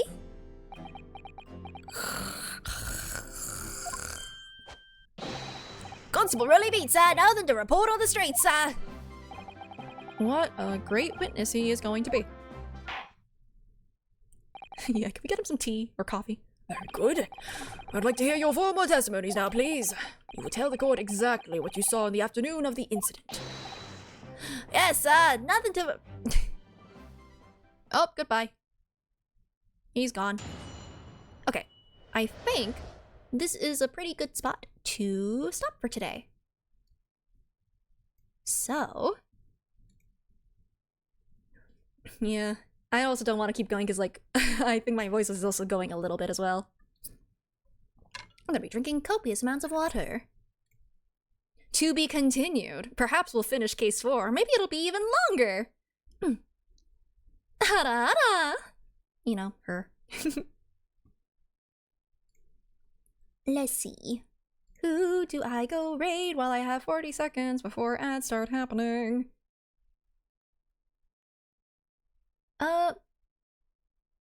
Oh shoot, Molly's streaming again. What if I send you guys at Molly?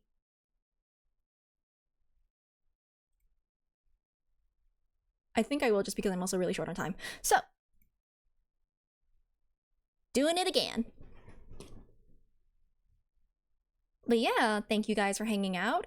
Next Monday I do have something during stream time, so I can't stream on Monday. I might try to do something on Tuesday for a little bit, probably not 3 hours, but like something on Tuesday or Sunday.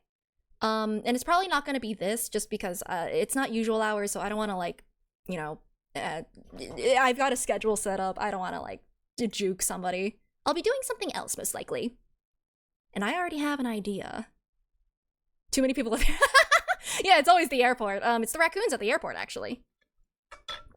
Yeah, I mean, seriously, don't feel obligated to, but yeah. I look forward to it. And yeah, thank you guys for hanging out. Hopefully that the ad doesn't play immediately. Hopefully it doesn't happen.